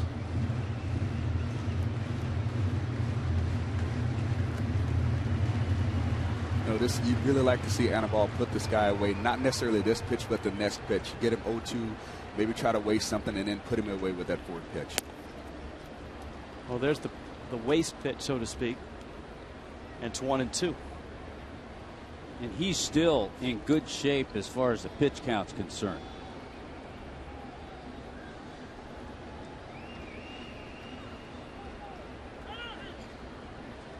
Green calls time. You can almost feel Anibal wanting to go hard in right here. And I don't know if him and John Buck are on the same page or not, but, just watching, you can almost sense that he wanted to go in there. Misses low and away, and now the count's 2-2. Now, that's the key pitch, because the last thing you want is to go to a 3-2 count. I think Buck might have talked him out of it going in right there, but we'll see if he goes back in there this time. It looked like they went slider away. Yeah. I think I think Anibal was on one page and John Buck was on another page on that last pitch. Breaking ball got him. Got it. Buck tags him out. Green goes around. Sanchez works out of it. Bottom of the sixth coming up in Miami. St. Louis, the Marlins, 2-2.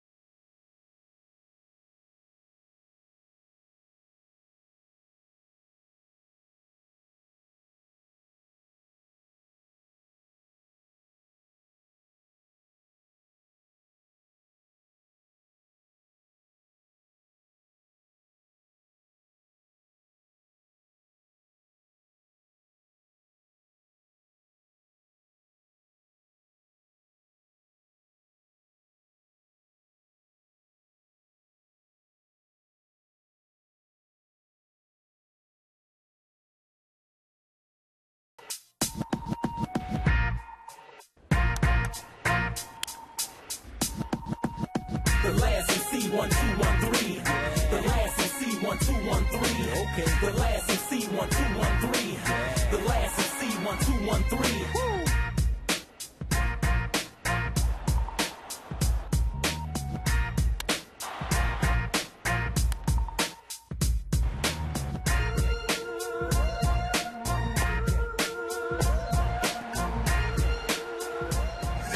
Seventh inning in Miami. Brought to you by Kendall Toyota and West Kendall Toyota. Giancarlo Stanton leads it off. Joe Kelly misses low and in with a fastball. Wednesday night showdown.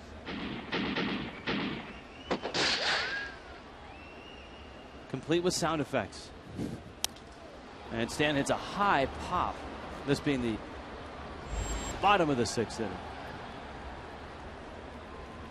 For Call with a catch.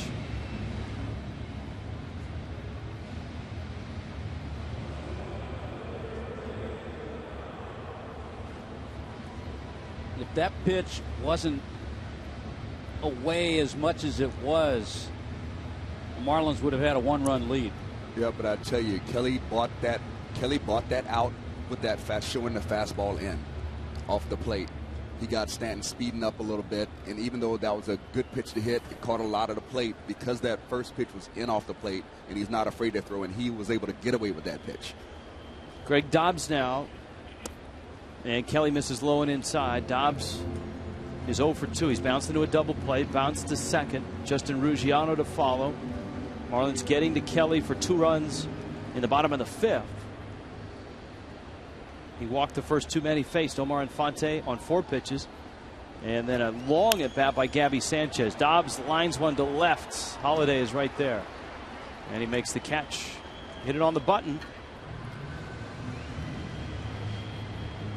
2 outs. That's one of those where everybody did their job. The pitcher threw where it was supposed to throw it. Dobbs put a good swing on it, hit a line drive, and the left fielder was playing where he was supposed to play to complete the play. Baseball is just so unfair sometimes. There's Ruggiano, who's flied out, bounced out.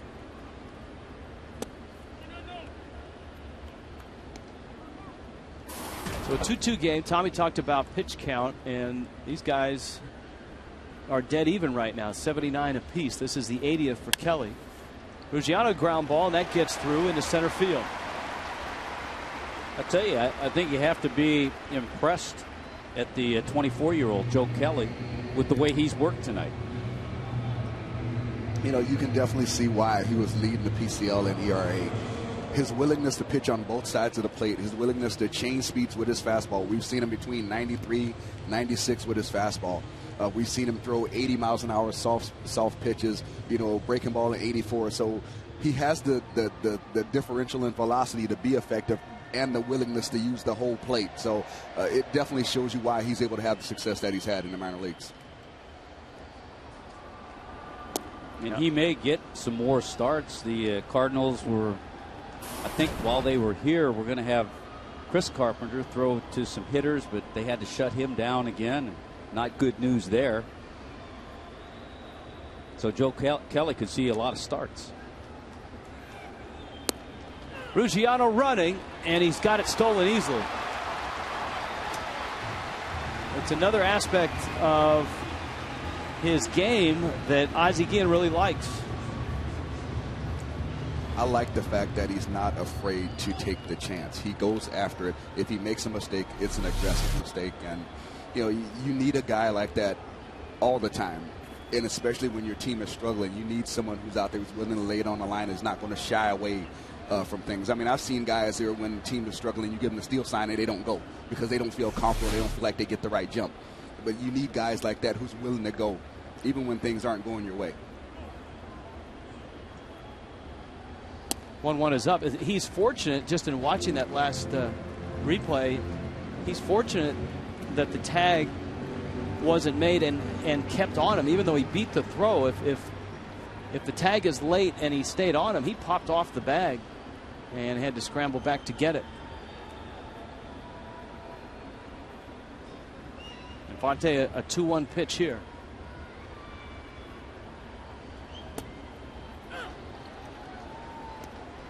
Evens the count at 2-2. 1 for 5 tonight.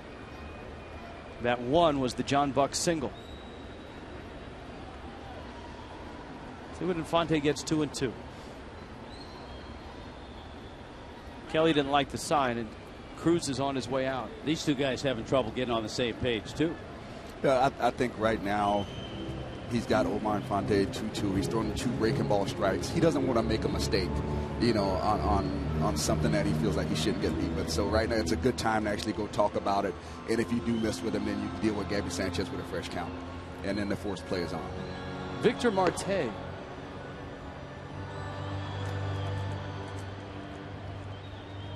Kind of looks like a young Antonio Alfonseca out there. Yeah, he's got a very live arm. That he does. 2-2 pulled on the ground at third. Freeze loads up and throws him out. Inning over. Ruggiano left in scoring position. Now to the 7th. It's 2-2.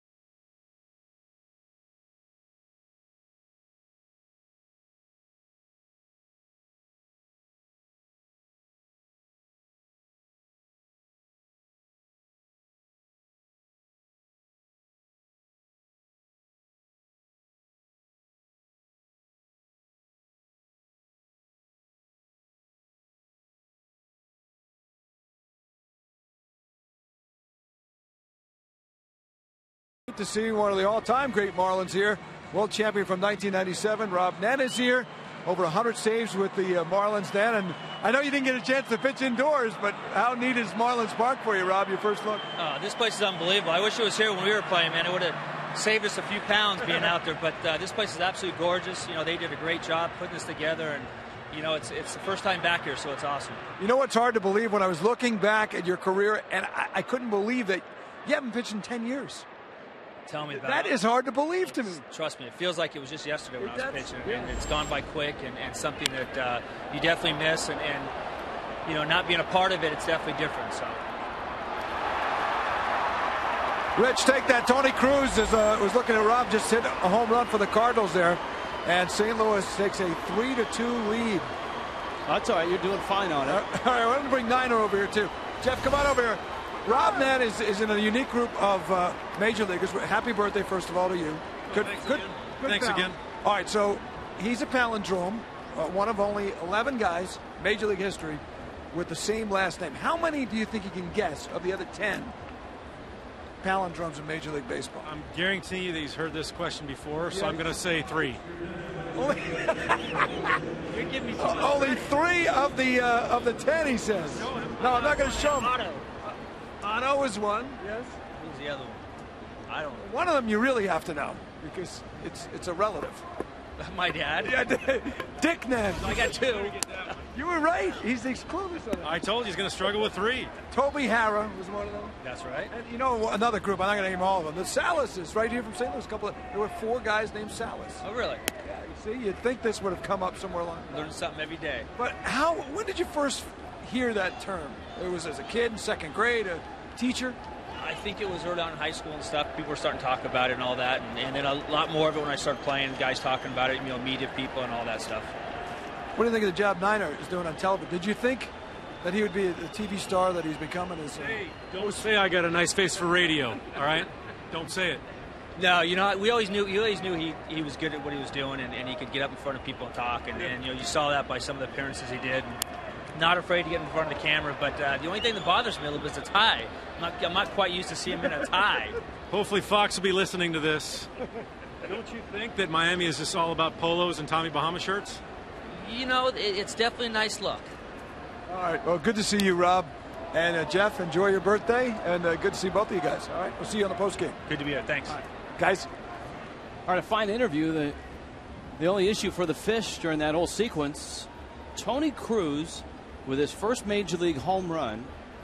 Kid from Palm Beach with a solo shot, and it's a 3-2 ball game now as Skip Schumacher strikes out. But the long ball has bitten Anibal Sanchez here in the 7th. Rafael Furcal coming up. Rich, how about the irony of Tony Cruz hitting a home run?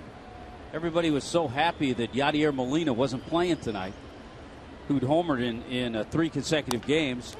Cruz gets the call, and he has 2 hits and a home run. That's a painful irony. Coors Light cold hard blast. And he shows some pop to the opposite field, too. He showed that early, and then this ball, that was still a part of the ballpark, Preston, that's tough to get to.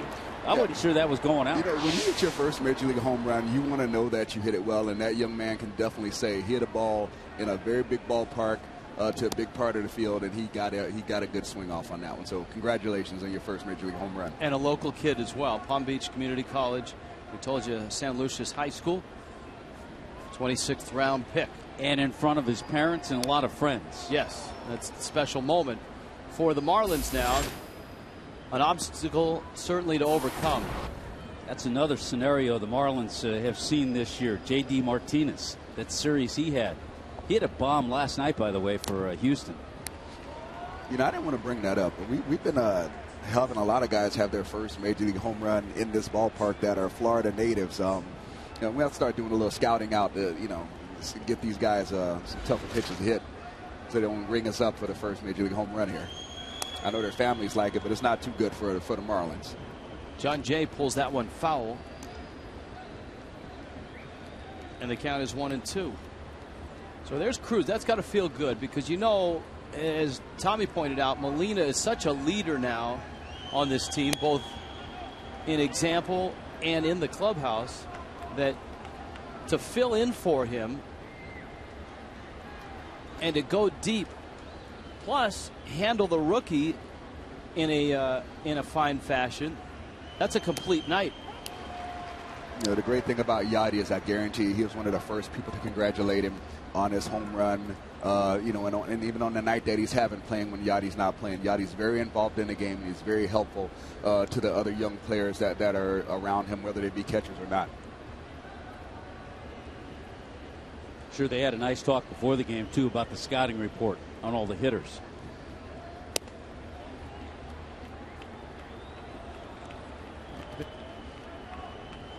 There aren't that many guys who I know in the game who take as much pride in knowing everything about the team that they're preparing for as Yadi does. He doesn't miss anything. John Jay goes down. Sanchez finishes the seventh, but the Cardinals are back on top. Tony Cruz, his first big league homer, and now it's 3-2.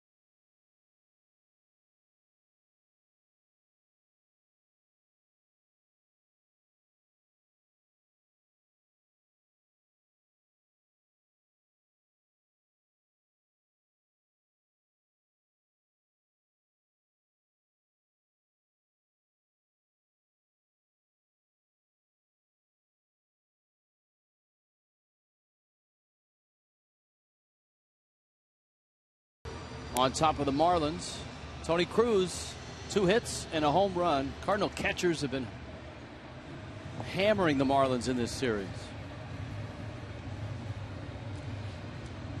Toyota trend, Cardinals 29-8 when scoring 5 or more runs. That's their magic number. Well, now they go to their bullpen. Fernando Salas, one of those palindromes that Greg was talking to Rob Nen about. But a guy who's got a good fastball, a breaking ball, a changeup. And the Cardinals, they're trying to get 9 outs now out of their bullpen. And the Marlins find themselves once again late in the ball game looking for some runs. Gabby Sanchez, then you got John Buck, and then the pitcher spot. So the Marlins bullpen is active as well. Steve Cishek getting loose. I think Rob Nen I kind of had like a different type of palindrome against him. Whenever I walked up to the plate, I left in the same path when I faced him. It's an action palindrome. Same path to the plate. We were talking earlier about how the game has changed and how a lot of players won't step on the diamond until they feel like they're 100% physically. Rob Nen is cut from a completely different cloth because he was known as a guy that would go out there whether he was hurt or not. Baseball family. Yes. Marte and Freeman, the righty and the lefty, waiting in the pen. Gabby pulls that ball foul. Count is 0-2. So Joe Kelly ends up going 6 innings, The Marlins touch him for just 5 hits, both runs earned, a couple walks, and 3 strikeouts. He's looking for his 2nd win of the season.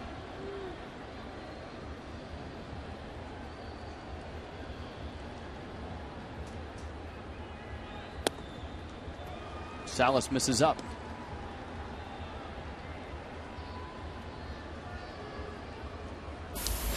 Marlins are hopeful to avoid Jason Mott for the 3rd consecutive night. That's the very back end of the bullpen. Mott has picked up his 15th and 16th saves in this series. Salas misses up and in. 2-2.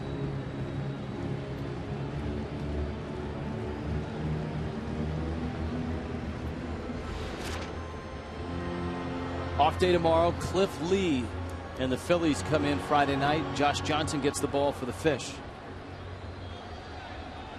Pretty good matchup there Friday night. Josh Johnson and Cliff Lee. Hamels and Burley slated for Saturday. That is strike 3.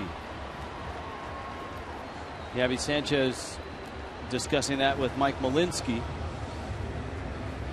And he's going to lose the discussion. And Warren Henry shows you on Fox Tracks it was a strike. They've all got a pretty good bit of the plate. I think maybe Gabby's eyes have been moved in a little bit because they were pounding him in a lot early, and sometimes when that happens, you kind of lose sight of the last few inches of the plate. And he gave up on that pitch really early, but that ball got a lot of the plate, so no, not much of a gripe there.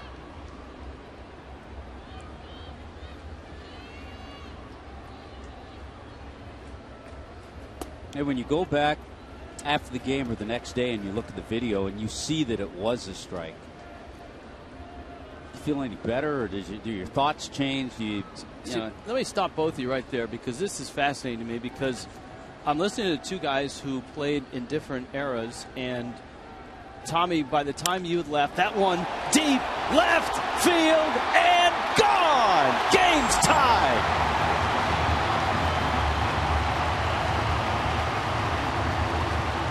John Buck,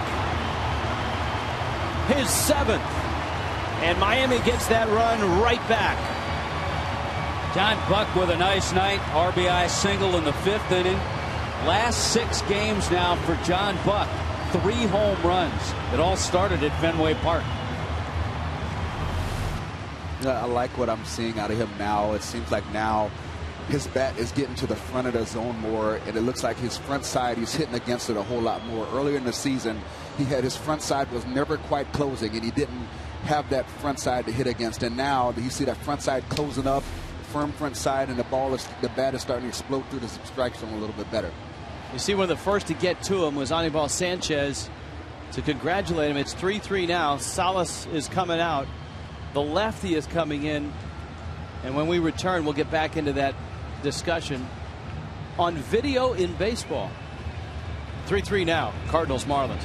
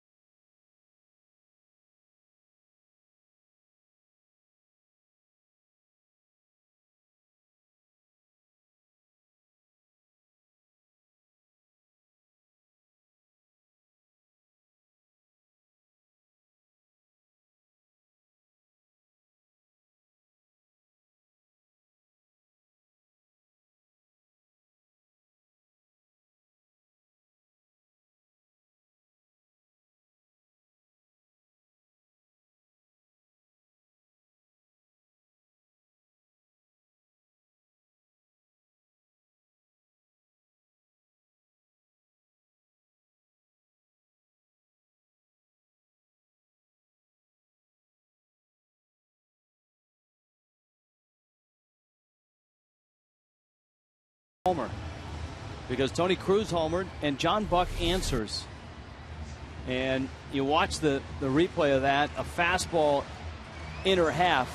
And I stopped you guys in mid-conversation because, Tommy, it occurred to me that your career ended just as video was coming in. Preston, your career started just as video was coming in. Yeah, in my era, you didn't go back and look at video. You just talked to guys, and you said, do you think that was a strike? Where do you think it looked? Even sometimes, maybe the next day, you'd ask the opposing catcher. You'd ask him, too, once in a while. Preston, when did it come in for you? Well, it really got big like my second or third year. That was when you started getting the views of the overhead views of the ball crossing the plate, or the dead-on center field views of seeing the pitch go into the strike zone. And, you know, it's definitely a good tool to help you understand how well you're seeing the strike zone. Morrison, a bolt, right field, deep, it is gone! Oh, wait a minute! It's not! Morrison is trotting to third. They throw behind him, and he races back to the bag. I thought it was gone. Morrison thought it was gone. And now the umpires are going to get together. Ozzie Guillen thinks it's gone. Yeah, I think it is. The way it bounced back, it hit in that front row of seats, I believe, and then bounced back on the field. See the railing, which is above the padding. And then also a little bit behind that padding, too. And the umpires are going to go look at this. All right, well, let's take a look at it. Everyone in the truck is pretty convinced this is a home run. Here's a look. Yes. It hits the railing. Well, it hits the padding, then the railing, and that's then out. Comes back. That's a home run. In Foxmo, the railing is a home run. Padding, railing, then comes back on the field. It's a home run. Boy, but how about that turn of events? You talk about Anibal Sanchez going up to congratulate John Buck. He's going to be the first in line to see Logan Morrison as well when Lomo finally circles the bases. Morrison was into his trot, and he was doing the trot around second base, and the Cardinals were hustling the ball to second because the first base umpire, Jerry Lane, had called it a fair ball and not a home run. And the Marlins are pretty confident, too. Yeah, I definitely think that's going to be called a home run, but these two Cardinals relievers have given up some yardage in these last two at-bats here.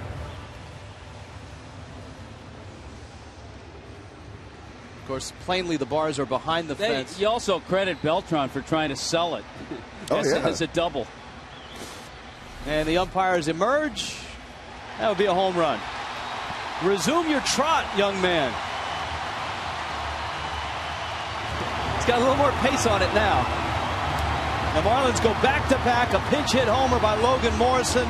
The Coast Guard salute, and the Fish take the lead. Boy, what a nice turn of events, and for Lomo to take the left-hander out of here in a hurry.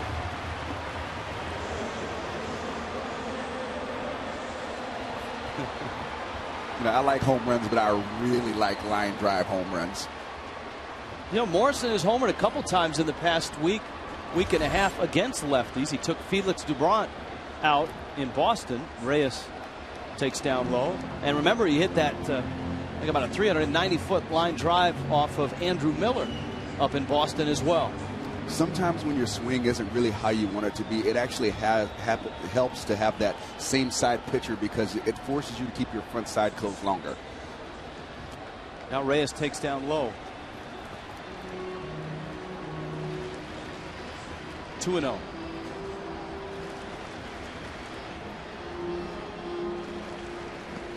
Reyes knocked in a run in the fifth. Cardinals jumped on the Marlins again tonight in the first inning with 2 runs. Anibal Sanchez, though, held it together. Marlins got 2 back in the fifth.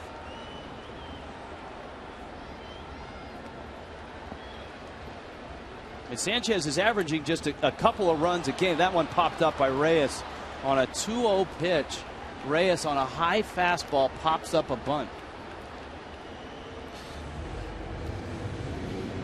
I love Reyes as a player, but I'm not a real big fan of that play right there. You got a guy who's just given up 2 line drives. He's got a little pop right-handed, too. He's got pop right-handed. You got a guy that's a left-handed pitcher. You're hitting right-handed. He's got to throw a fastball right there, and you know, in essence, you almost give away that at bat by trying to base hit. But I don't understand the logic of that attempt right there. Sam Freeman's on his way out. Pitching change for the Cardinals. Marlins are on top 4-3.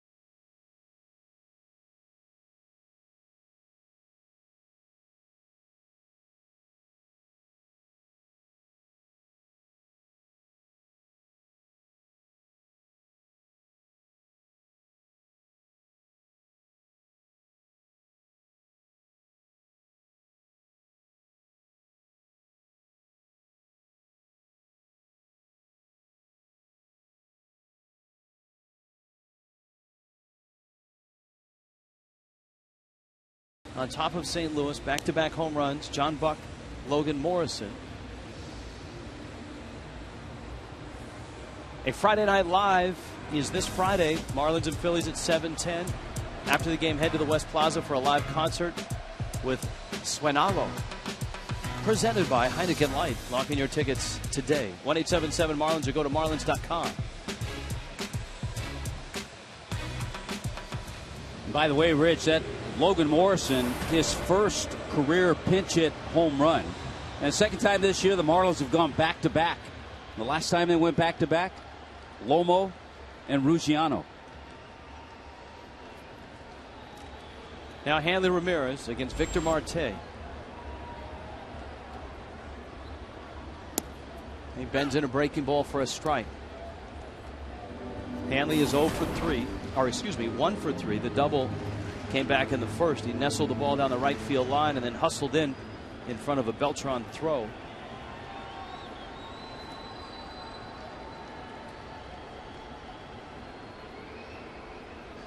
Marte, a big lad out there. Hanley pulls a ground ball to short for call. On to first. And the inning is over, but the Marlins do it with the long ball. First, John Buck, no doubt about this one. Then as a pinch hitter against the lefty, Lomo.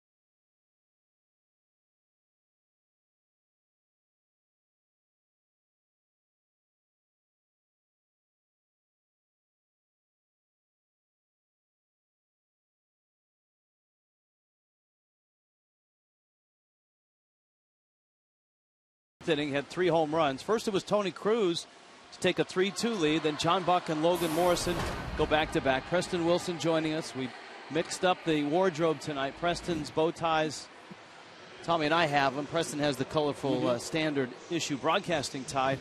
2 guys, Buck and Morrison, that have been struggling to produce, and to have them come through, a big shot in the arm for the Fish. Well, it's definitely big, especially because it's the bottom of your lineup. And Ozzy's been trying to find something happening at the bottom of the lineup, and to get the home run from Buck, especially in a key situation like that, that's not an empty home run. It's a home run to help your team, get ahead in the game, get back in the game, tie it up after the other team had the momentum swing. So it's great to see. And 2 guys who have been underperforming, 2 guys who you expected more out of, Logan Morrison and John Buck. So another reason why it was great to see. The happy recipient, Anibal Sanchez. No kidding. This is an offensive explosion for Anibal tonight to get 4 runs in a start that he has. Lowest run support in baseball. And the Marlins put 4 on the board. And Steve Cishek gets a tough part of the order. Cishek enters here, and he's got Matt Holliday, Carlos Beltran, and David Freese.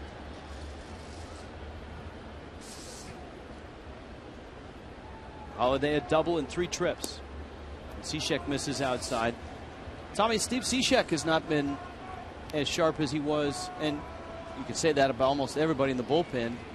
April and May, the Marlins bullpen was a strength, and it has not been in June. Yeah, I think the inconsistencies right now in Steve Cishek, just trying to get that release point, it's so important for a pitcher, and a little harder for him, I think, to keep consistent because of his delivery.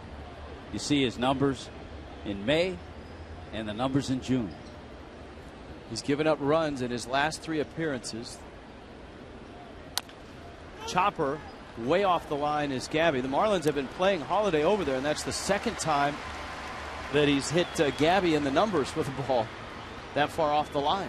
Yeah, and it's one thing you can't discount is he has that funky delivery, and with him being so tall, it makes it even harder for him to repeat that motion. When you're a smaller, more compact guy, it's easier for you to repeat that motion, but he's so long and lanky, and then to have an awkward delivery like that, he definitely has to work really hard to make sure he's able to repeat that motion. Now he gets Beltran. Harder for a tall hitter, a hitter that has a lot of moving parts. Harder for him to keep consistent. Oh, absolutely. I mean, I had long arms. So it really took a lot for him to maintain my swing. I used to envy guys that had short arms that could hit. Liner to right. Stanton back a few steps, and he reaches up and makes the catch. Beltran's been locked in. He is swinging the bat quite well. He's a sacrifice fly, a single, and then a liner to right.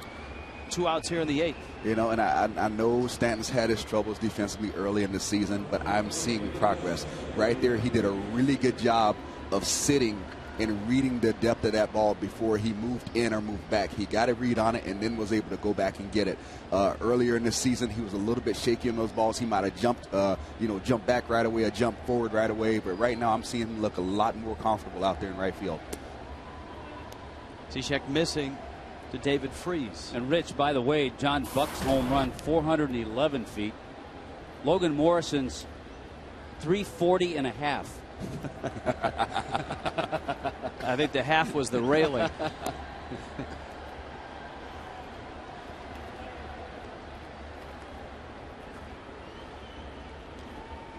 But the funny thing there is the fans that were closest to it were Cardinal fans. Those 2 fans there had Cardinal jerseys on.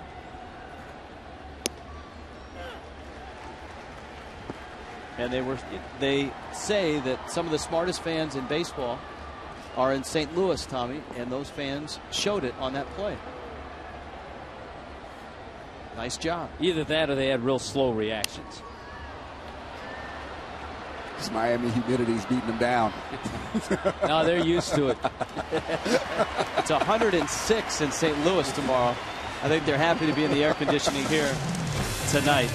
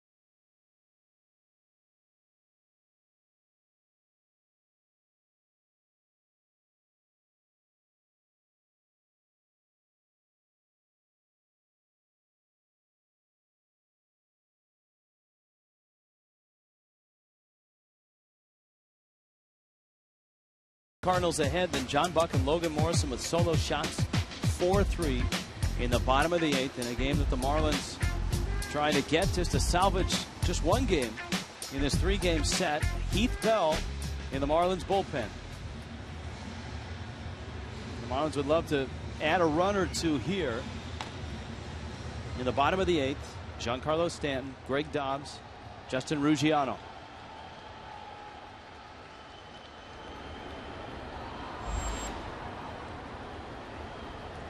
Stanton tonight, a 1-for-3 night. Marte misses outside. Nissan leaders of the game. Stanton at 36. Carlos Gonzalez at 37. Rockies today reiterating that Carlos Gonzalez is not for sale. There's a strike. Bob Apodaca, the pitching coach of the Rockies, stepping aside the other day. It's been a tough year in Colorado. But Cargo, they're not taking calls on Cargo, I guess was the message that the Rockies sent out today. Here's the 1-1. Well, the Rockies tonight in the 3rd inning losing to the Nationals 5-0.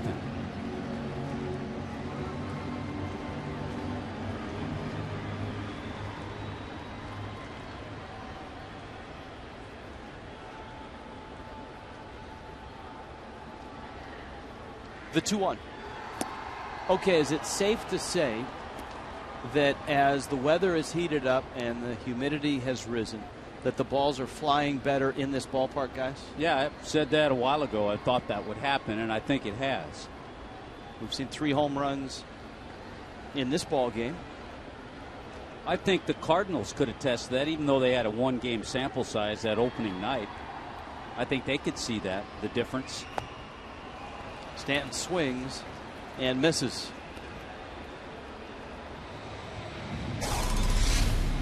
Defensive play of the game is brought to you, of course, by the Home Depot.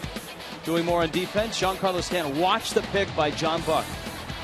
Nicely done. Walks the plate. Home Depot doing more on defense. And that's turned into a big play in this game. That was back in the 1st inning.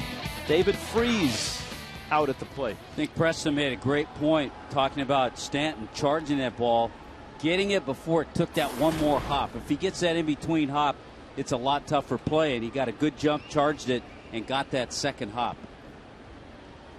Yeah, I think it's also nice when you got like Andre Dawson and you work with those guys on something like that earlier today, and you see it pay off. You see it come to fruition, and you know, another guy like Ruggiano who was looking to Andre Dawson for some help. Ruggiano got to see it in action in a major league game, that if you approach the ball the right way, you get down to it, you get it in your throwing hand early.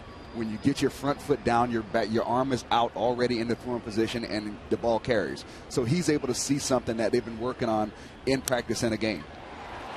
Dobbs up the middle and into center field, a base hit. Greg Dobbs with a hit in each game of the series. And now Ruggiano comes up.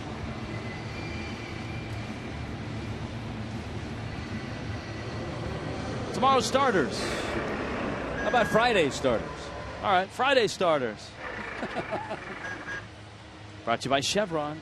Cliff Lee, amazingly, 0-4, an ERA of 3.72. Josh Johnson.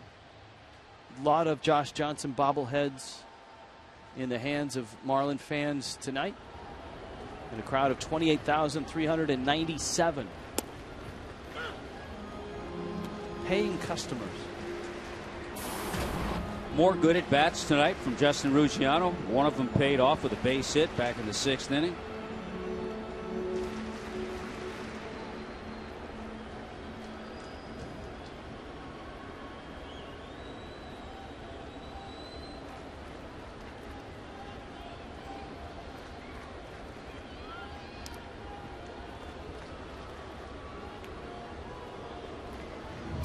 Dobbs back in. Dobbs has a couple stolen bases. Ruggiano a single and a stolen base back in the 6th. And see if Ozzie Guillen puts the game in motion here. Marte ready. A ball and a strike.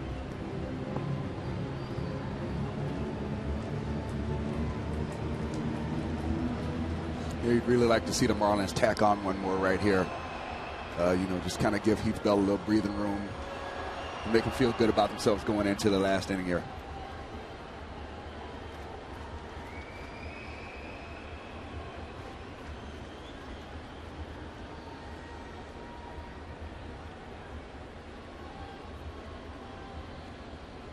One. Cranked to left, and that's a base hit. And Preston, your guy, has a couple of hits. Justin Ruggiano. And I don't want people to think I'm, harping on him because he's swinging the bat well. It's not about having success or not. It's about the way he's going about it. He's not backing down. It doesn't look like he's giving in when he gets in situations that they're asking him to do something, and that's impressive to me because you can go about your business and not get a hit, and not have success, but the way he's going about it is what I like about it.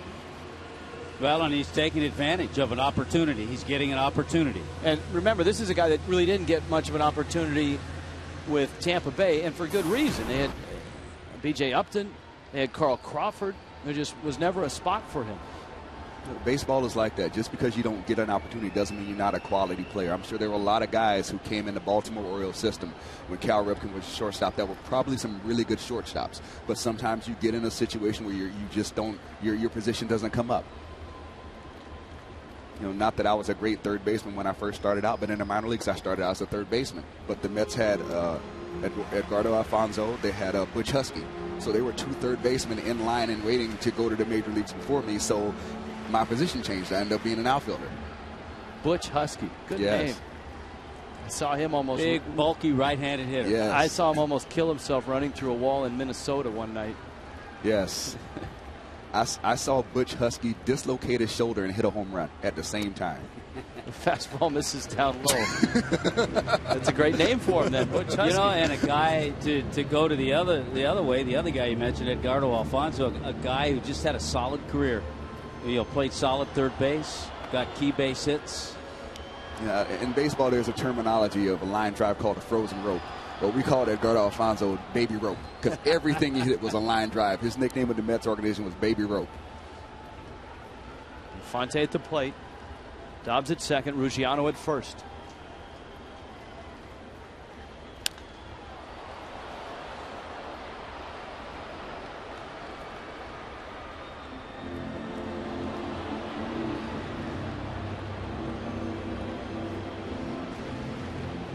I like that hack. That's a 2-0 aggressive hack. If you're going to get a 2-0 pitch and you're going to turn it loose and you got a guy who throws, take that hack. I don't mind that. The last thing a hitter or a hitting coach or a team likes to see is when a guy gets a 2-0 count and he gets jammed and hits a weak fly ball to right field. Infante has such quick hands. He didn't get jammed a whole lot.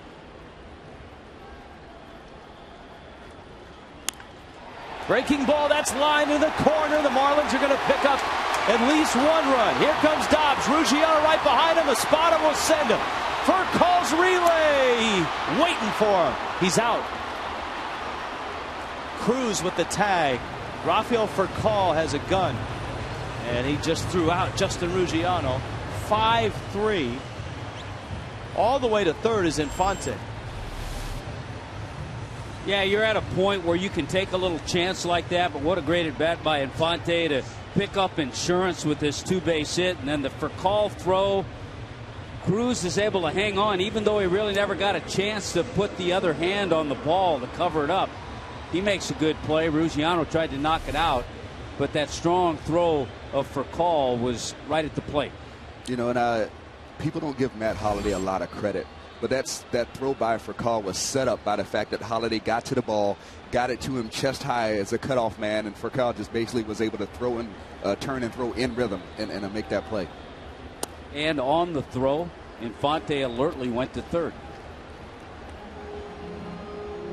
That's why I love baseball. There's so many little things that go on every play that can go unnoticed, but there's a lot of chance for somebody to do something right or to do something wrong, and there's a lot of good things that happen on that play.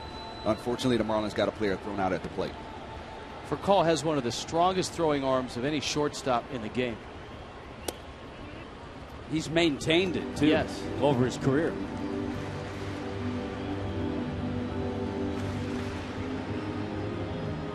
And he's not shy about showing it to you either. You know, it's like Sean Dunston back in the day. You get those shortstops who can really bring. Reyes is the same way. And those guys that can throw that ball from shortstop, they don't mind showing you that they got that tool in their bag.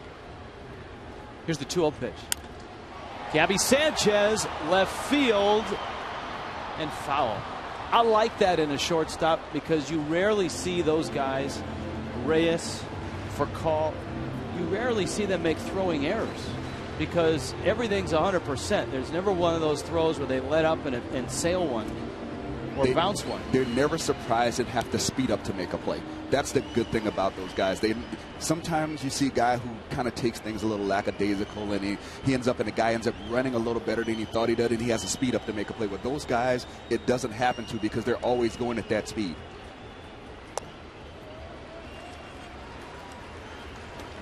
Marlins Live is coming up. Brought to you by Checkers. Highlights, a recap, another happy birthday to Jeff Conine. It's all after the game. Bottom of the 8th. Marlins have a 2-run lead, and Fonte's at third. Both teams have had a man thrown out at the plate. Victor Marte. A strike. Counts full now.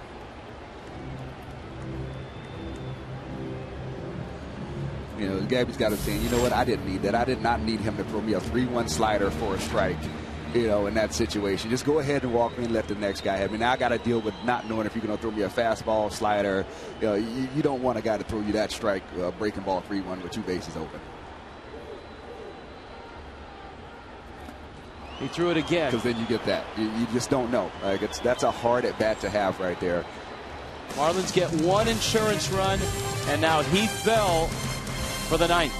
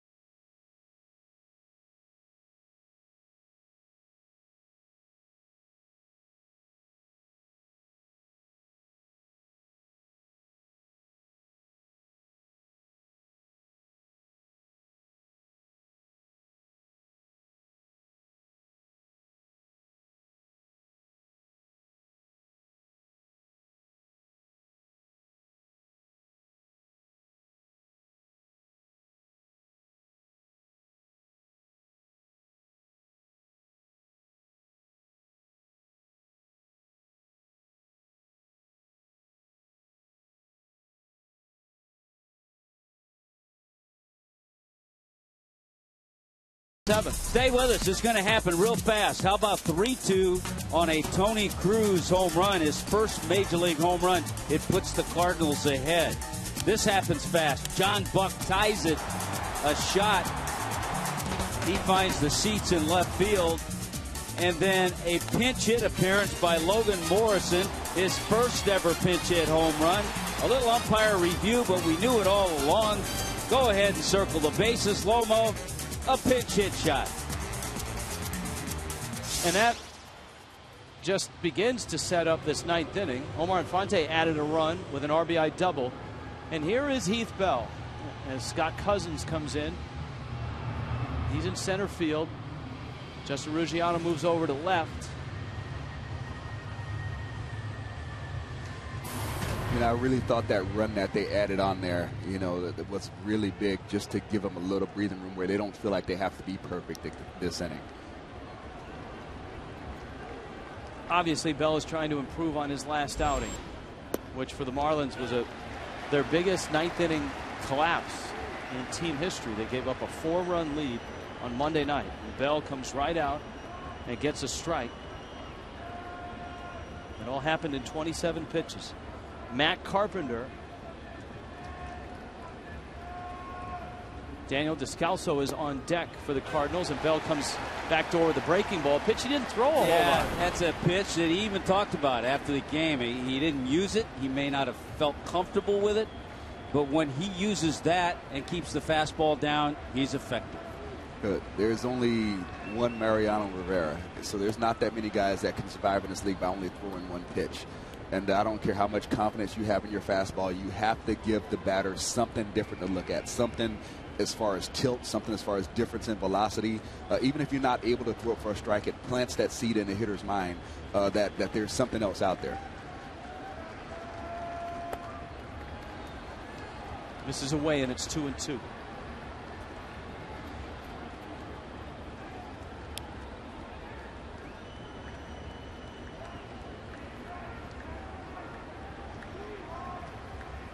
Bell seemingly had ironed out his issues with a strong finish to May and early June, and he gives up a base hit to open up the inning.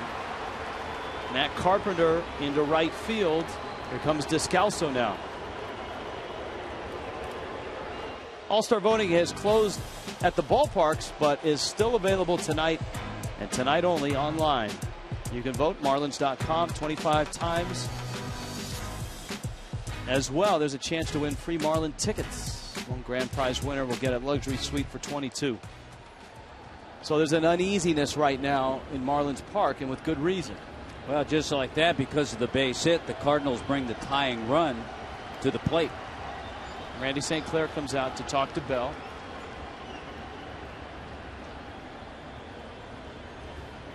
Remember, a guy that the Cardinals have who really hurt Bell is available, and he's just stepped on deck, and that's Yadier Molina. His 2-run homer against Bell were the final 2 runs in that 4-run ninth.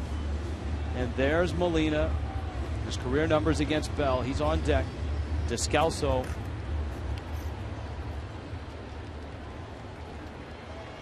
So if Bell is going to chase away these ghosts, he's going to have to stare down the guy that hurt him the most. You know, that's how it is at this level. Sometimes when things are, not going your way, you have to go against, what's been holding you back, or, what you've had trouble against. And, sometimes it's a guy who's handled you pretty well. And right now it looks like Yadier Molina is going to have a chance to test Heath Bell again. Descalso out to center. Cousins over and makes the catch. But I'm going to ask for a little help from the Marlins Nation down there in Section 11 to help us get some cheers on down there to get Yachty out right here. The interesting thing, too, Molina's pinch hitting for Tony Cruz, who has singled and homered. But there's that high fastball. If he gets that same pitch, he's going to do a little damage. But Heath Bell looks like he's keeping the fastball down a little better tonight. Yachty's a great example of a guy who wasn't really that much of an offensive threat when he first came into the major leagues, and has made himself a much better hitter through learning and through hard work. He's made himself a quality major league hitter. And what happened? He didn't see that fastball. He saw a good breaking ball first pitch. Boy, no kidding. It was nowhere near the plate either. He chased it. And in Yachty's defense, what people don't understand about pinch hitting, sometimes when you get up there, you get that first pitch. He actually did a good thing by just swinging over that breaking ball. Don't feel for it and just end up putting a weak ball in play. You know what? You fooled me on the breaking ball. Turn it loose and let it go. Loose. Now you lose. I think that's one of the biggest, I guess, misconceptions. Yes, that when you get up there, you just have to put everything in play. No, if you get up there and you get a pitch and you get fooled, just turn it loose, let it go. Now you got 2 more to deal with. Don't just put a weak ground ball in play. That's a waste of a pinch hit at bat. Carpenter's at first, 2-run lead, and Bell flips another breaking ball up there, and the count is 2-1. The way he took that, he really knew it was coming. He picked it up right away and knew it was going to be out of the strike zone.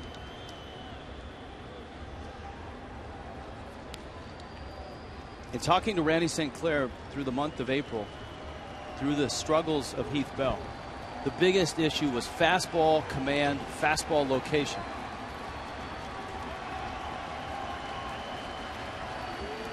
Two-one. And that's a great location for that fastball. Great velocity, great location right on the outer part of the plate.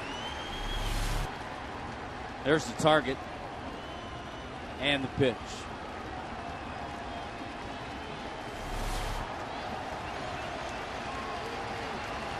2-2. Line down the right field line, foul. Yeah, that high fastball is a little different. You got the 2-2 count. Is when you're able to, try to look for it earlier in the count. It's a lot different approach right there with Yachty. Rich Waltz, Preston Wilson, Tommy Hutton, Heath Bell returning to the scene of the crime. On Monday night, the Cardinals came roaring back 4 down in the 9th and wanted in extras, trying to protect a 2-run lead here. Molina back to the mound. Bell throws back to first. They get the out at first on a heads-up play by Infante. Reyes couldn't get to the throw, but a very alert Omar Infante picks Bell up. There are 2 outs. Well, I'll say one thing. The Marlins better have a little PFP the next couple of days, because this is deja vu and Carlos Zambrano. And right there, I'm not sure if it's a bad throw or just Reyes was late getting there. It looks like it's right over the bag. Just off the bag. Yeah, when you look at that, Reyes seemed to have gone deep first instead of as soon as that ball getting hit, kind of sprinting towards the bag. And a heads-up play by Infante. Yeah, well, Infante was where he was supposed to be anywhere on that play. It's a good, good job of him seeing it in and turning that ball around. Ozzy's saying, let's make that play. Yeah. Last night, he saw Zambrano throw a double play ball away. There was a double play ball right there thrown away. Yeah, I got to say that ball's on Reyes. Reyes has to go harder to the bag when he sees that ball hit up the middle. But doesn't Bell have to lead him? Doesn't that throw have to be on the third base side? Yeah, the throw's got to be on the other side of the bag. Yeah. All right, now it's down to Alan Craig. And Craig certainly has the power to ride one out of here.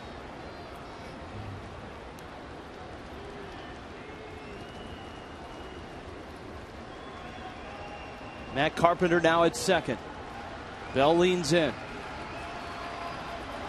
1-0 pitch. In the air. Gabby Sanchez and Infante. It's Infante. Ball game. Marlins win it. Bell closes. And a 5-3 final. And the Marlins get it right in the 9th inning. Barely. There'll be some discussion on that one play, but Heath Bell did the job, made good pitches, was much different and a much better pitcher than he was the other night. You brought up a good point that he showed the breaking ball. You don't have to have control with your fastball and your breaking ball, but you have to show something other than a fastball. Give a lot of credit to Omar Infante for a heads-up play to get an out in that situation. We'll wrap it after this.